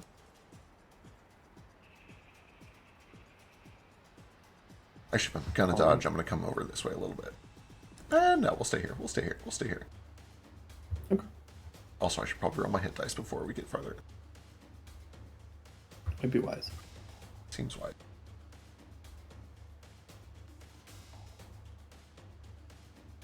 You guys do hear a burbling as kind of alerted by the commotion of these vines. Something starts to rise up out of this tar pit. Oh man. You do Oh my see god, who could have guessed? a large Stinks. T-Rex covered in stinky tar.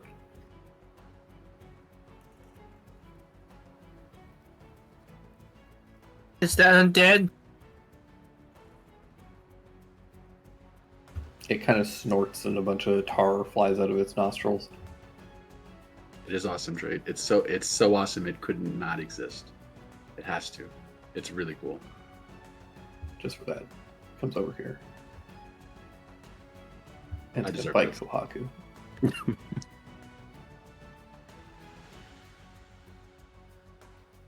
Is it undead for Nara's purposes of attacking?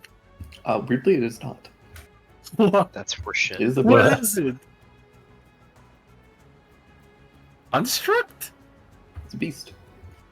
Oh, snap. It's a beast. It's okay. Has not come across these before, Jesus.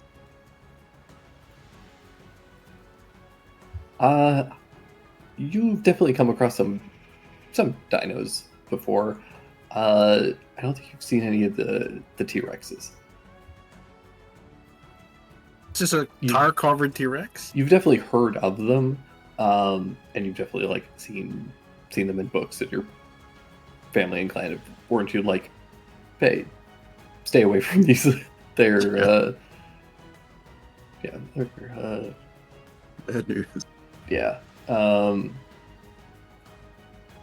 So it's gonna a chomp out of Kohaku.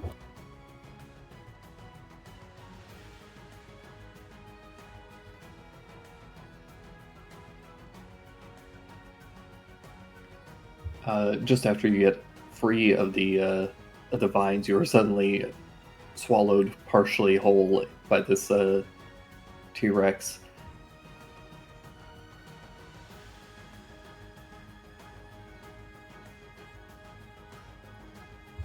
Does a 20 hit you, Jupiter? I think it does now that I have the gun. Yes. Oh, wait, you already rolled disadvantage? Yeah. Yeah, you did. Yeah. –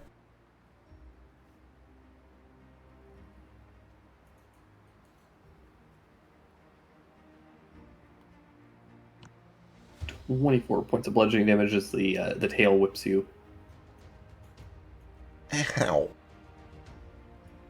And that will bring us to Alistair. Well, I'm not gonna let that happen again. I gotta go punch this thing so it comes after me.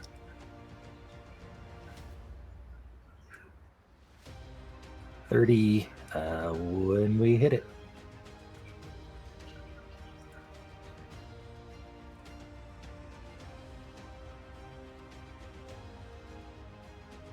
And I'm gonna reroll my timepiece.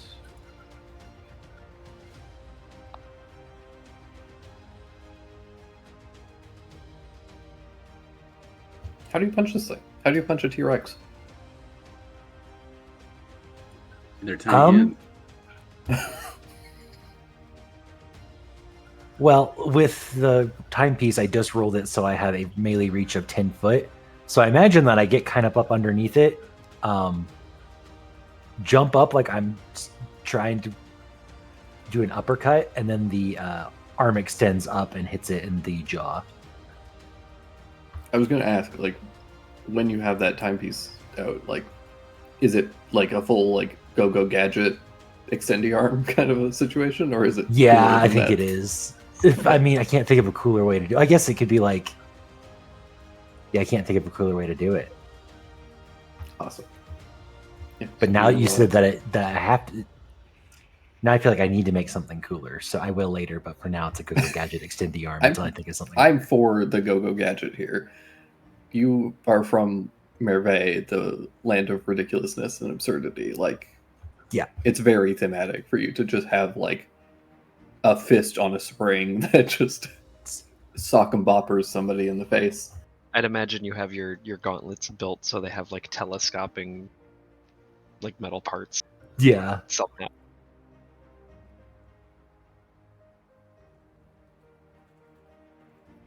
Or maybe like an accordion thing. That it's fun. They make a weird noise when they extend. 2 solid hits. This thing is now taunted by you. Cool. Bring us to the other vines.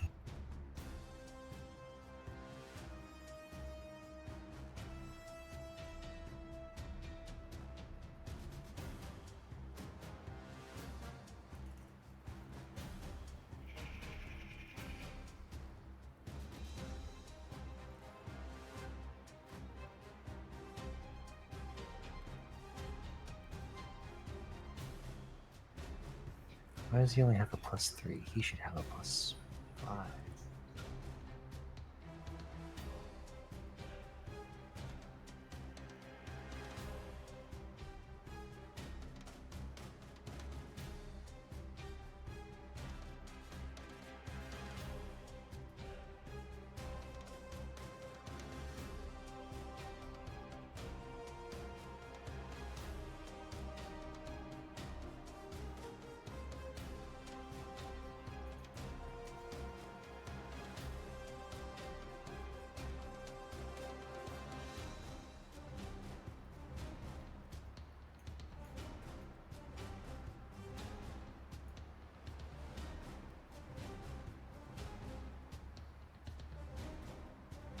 God damn it.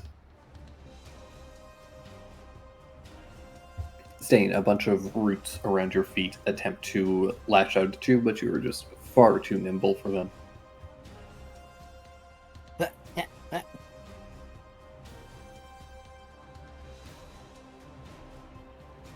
Those kind of look like a good time.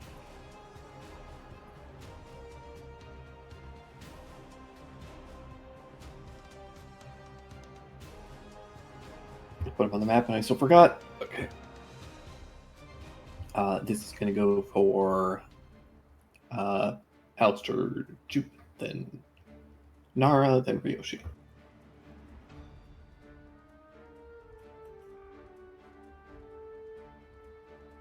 Uh, 24. Jupiter is suddenly grabbed by one of these tendrils and pulled in, buried in some of the plants. Oh no. This other one, it can't reach still, which sucks for it. Ryoshi is going to start to fly, because stay away from those vines.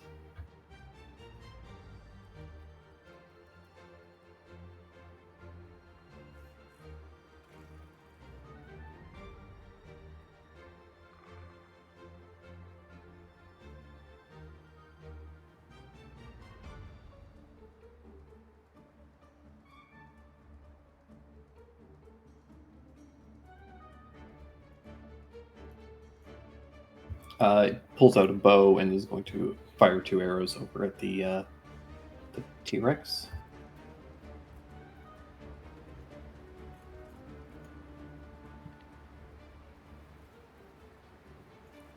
For good damage. Nice, Yoshi.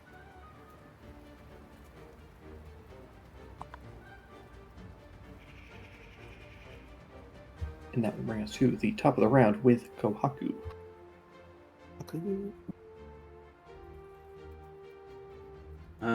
Fantastic. We're gonna rush up and with this guy. Hit him with a 24 for 16. He actually currently has you grappled in his mouth. Does he? Oh, then I don't have to move. I'll just. Oh. Is that disadvantage then? It's not no, you were restrained, though, you were right? not restrained. Okay. Okay. So 16 from within the mouth. Yeah, you just cut this thing's tongue. Now, given that revelation, this may be highly foolish, but I'm doing it anyway. We're gonna do a Smearing Spite. I have a feeling he might be flammable. So he needs to give me a con save. Ugh. Does he now? Yes. Well, he takes a d6 fire regardless, but the con save is for the ongoing. I think that beats me for sure, so he doesn't take the ongoing. He does still take a d6 fire. Does. 2.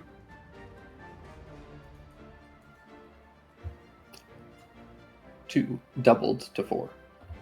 Fantastic. I can only do that once, so I'm going to follow that up with a secondary attack. And my bonus is spent. Oh, crit for 22.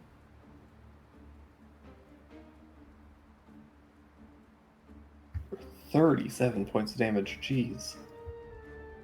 Nice. This thing howls in agony as you tear into its face with your sword. Can I advocate that a creature covered in black coal tar maybe has disadvantage on a saving throw against burning. Too much? Okay. I'm sorry. I am Pushing. sorry. You're pushing I am it. sorry. I apologize.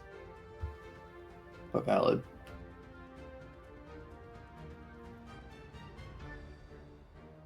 I still probably waste. I have no idea what my DC is. Probably pretty low.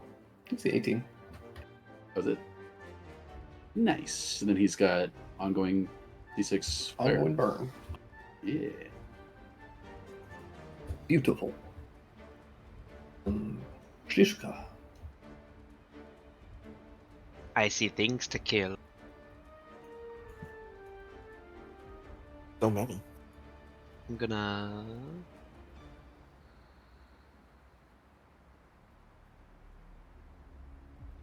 Actually, what I'm gonna do.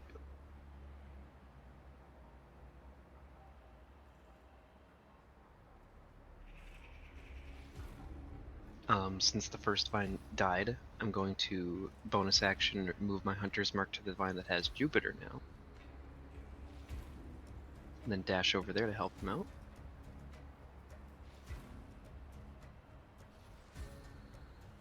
So as not to get attacked by the goopy T-Rex.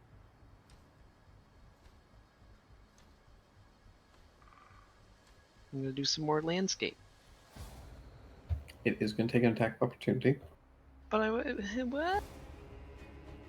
It has reach.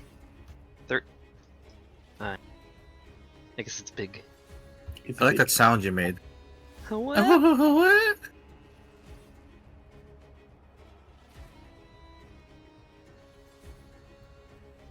Yeah, fine, whatever.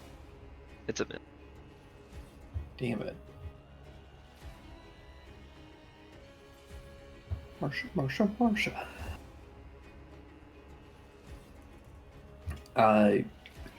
This thing whips its tail at you. You manage to dodge out of the way and then bring your knives into these plants, cutting them away in an effort to free Jupe.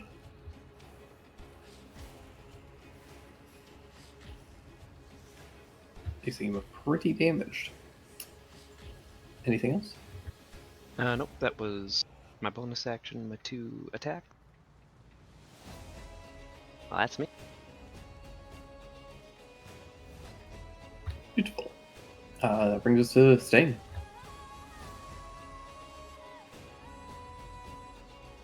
Okay. Looks like this guy here's nearly done. I'll leave it to Nara because he's good against beasts. He's gonna trigger or provoke an attack of opportunity by heading over to this plant, which is from everyone else.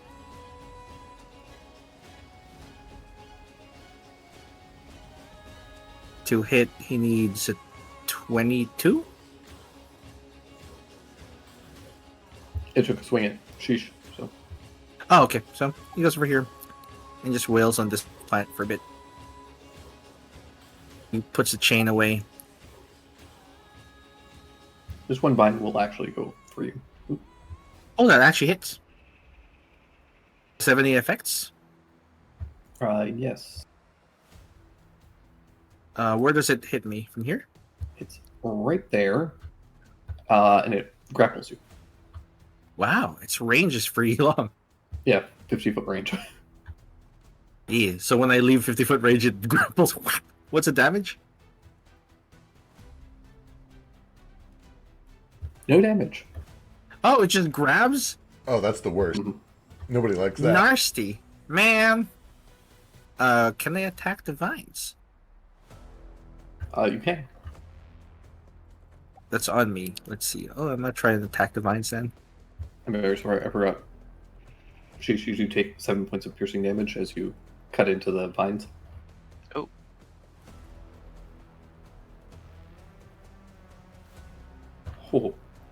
Oh, Miss? okay, before you Oh, good. Okay.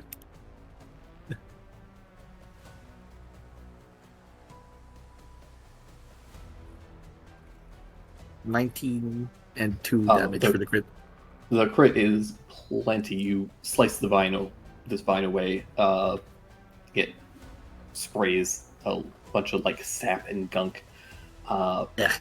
You imagine it would be hissing in pain, and you see the tentacle writhe painfully. You're currently freed from the grapple, but you do take 5 points of piercing damage. Ooh, acidy. Then I just move the rest of my move. Yeah, and then you can use that last. The last 10 one is on that guy. And 5 damage. Right, that's me.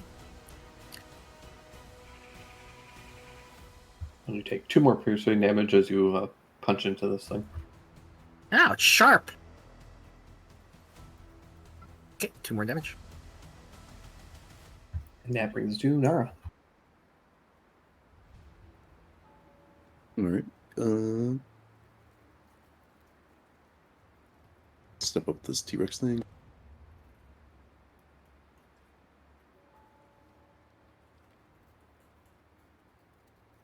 And I'm gonna try and slice into.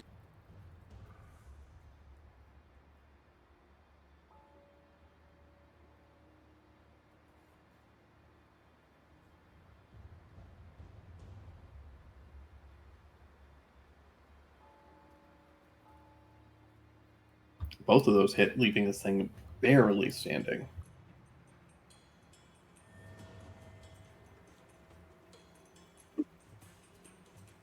Nico comes over.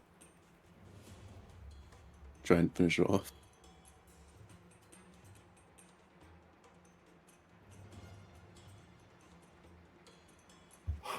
Yeah, that'll finish that one up. How does Holy. Nico do this? So after Nara gets its attention, slices into its leg, and Nara or Nico flies over and bites onto its neck, and basically its entire neck gets engulfed into flames. Like bursts, and then flames like burst through its mouth. Hell Yeah, yeah. you're a way better Yeah. predator. The tar ignites, burning this thing. The awful smell of burning tar and flesh starts to fill the air as this thing crumples.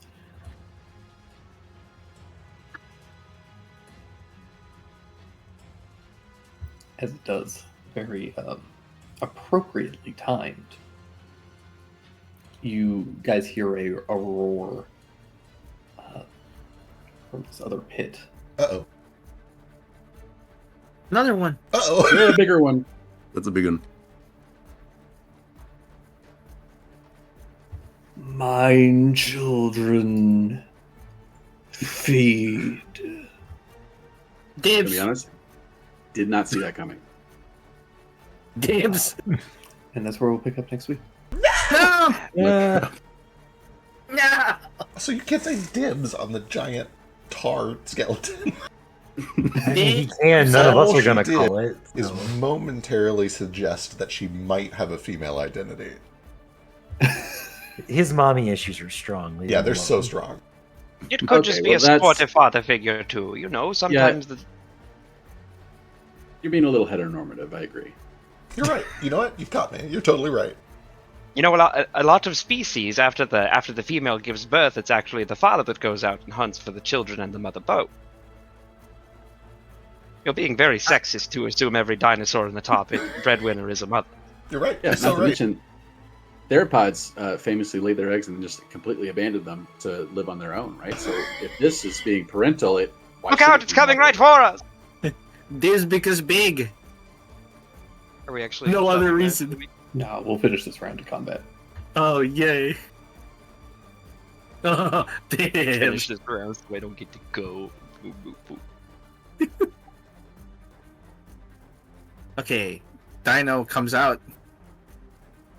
It's Oh, the Jesus. 19 plus 13 will hit.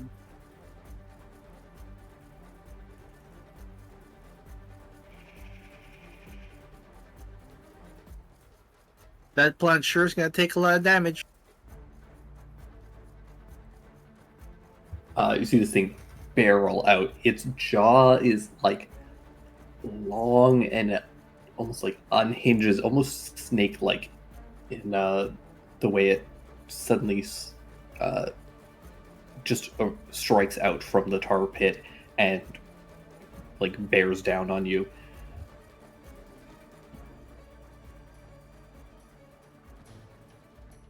Take 40 points of piercing damage.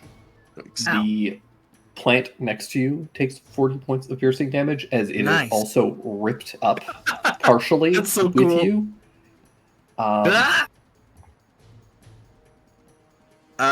Reaction, Let's I see. punch it. Perfect. 5 or 6. 25 for 16 absolutely hits.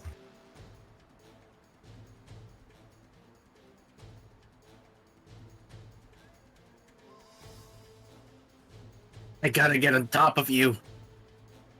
Does a 19 hit you? A 19 misses. Oh, wait. He rolled lower and lower. It started really strong with the 19. I feel like if it rolled a natural 20, it would have just downed me in one. Yeah. That is its turn for now. That brings us to Jupiter. Jupiter, you are currently restrained by some vines and have been pulled into this bush. I sure am, and I also just unprepared Freedom of the Waves for the surgery, which was a bad idea. I am going to cunning action aim to neutralize my disadvantage, and then I'm going to just try to hack my way free of this thing.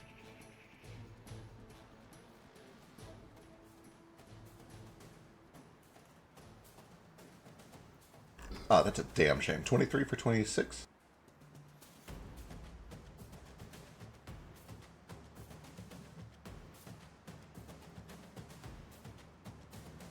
Absolutely is. Sick. That is a rate 5 retaliatory. Mhm. That is my whole turn. Beautiful. I love that. I love that for me. This guy's dead, unfortunately. He burns. Burns. That'll bring us to Alistair. Okay, 15 feet of movement to come down here. We will Go-Go Gadget, Extendo Arm, Thunder Gauntlet. Damn, okay, 14's probably not going to do it. Unfortunately, no. Okay, second one then. Hey! There we go, crit though. For 20. Natural 20 will do it. Yeah.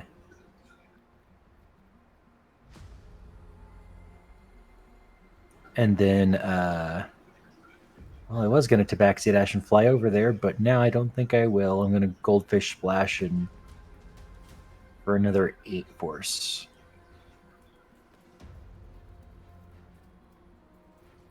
Perfect.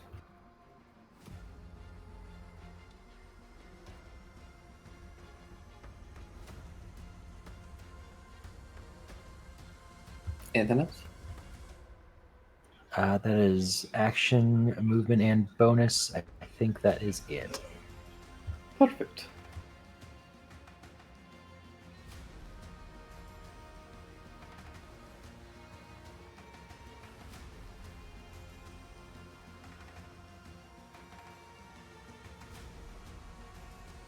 Does 24 hit you, Alistair? Yeah.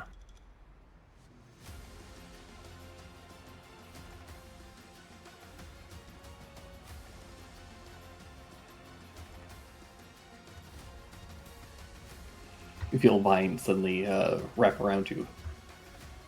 You were pulled this way by this one. Well, okay, bite.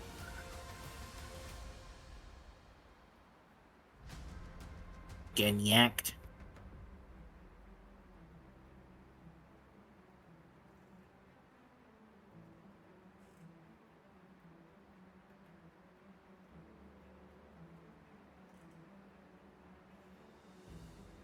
Hey guys, watch me solo this big one. No. With 1/2 his health, yeah. Yeah, watch me. 'Cause 'Half his health, yeah.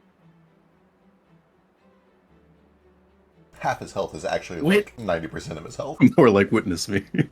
That's fair, yeah. Yeah, fucking witness me. this.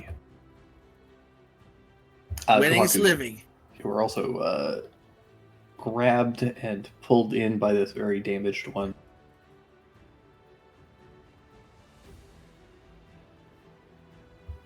You guys do also notice that these vines, they do start to wrap around the big one to a degree, and also this Okay. little one.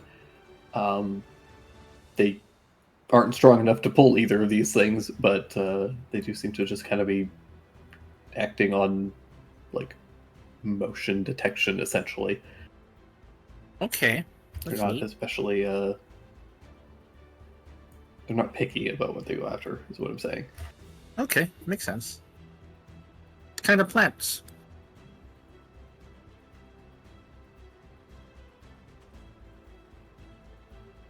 However, Jupiter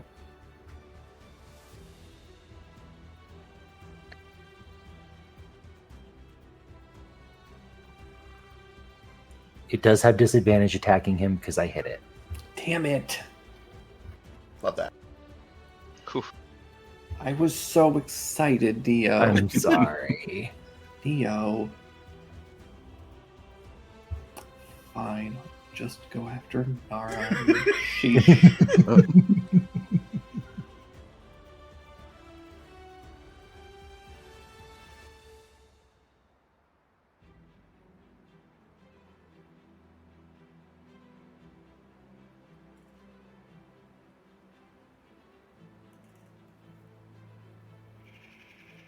Damn it.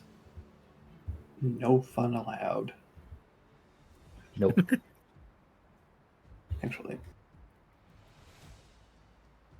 Damn. Just out of range. Well, yep. That's these boys for now.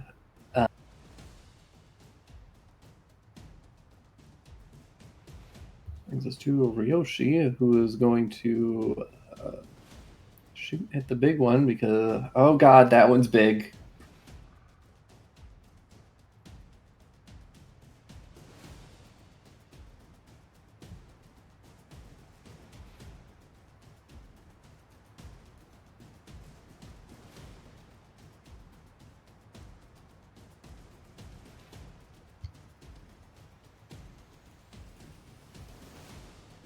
Now we're to the top of the round, where we will officially, actually, for reals this time, pick up next week. Very well. Before you mentioned that this vine had like grappled and yanked me, but I didn't actually move. Am I where I'm supposed to be before we move on? Yeah, I moved You it. were further over here. Oh, okay, I see. Yeah, you were over by this guy. Gotcha. All right, okay. Good session. Enjoyed it. Thank you. Yep. Yeah. I love you guys. Love you. It's worth it. I love you guys. You're welcome for that.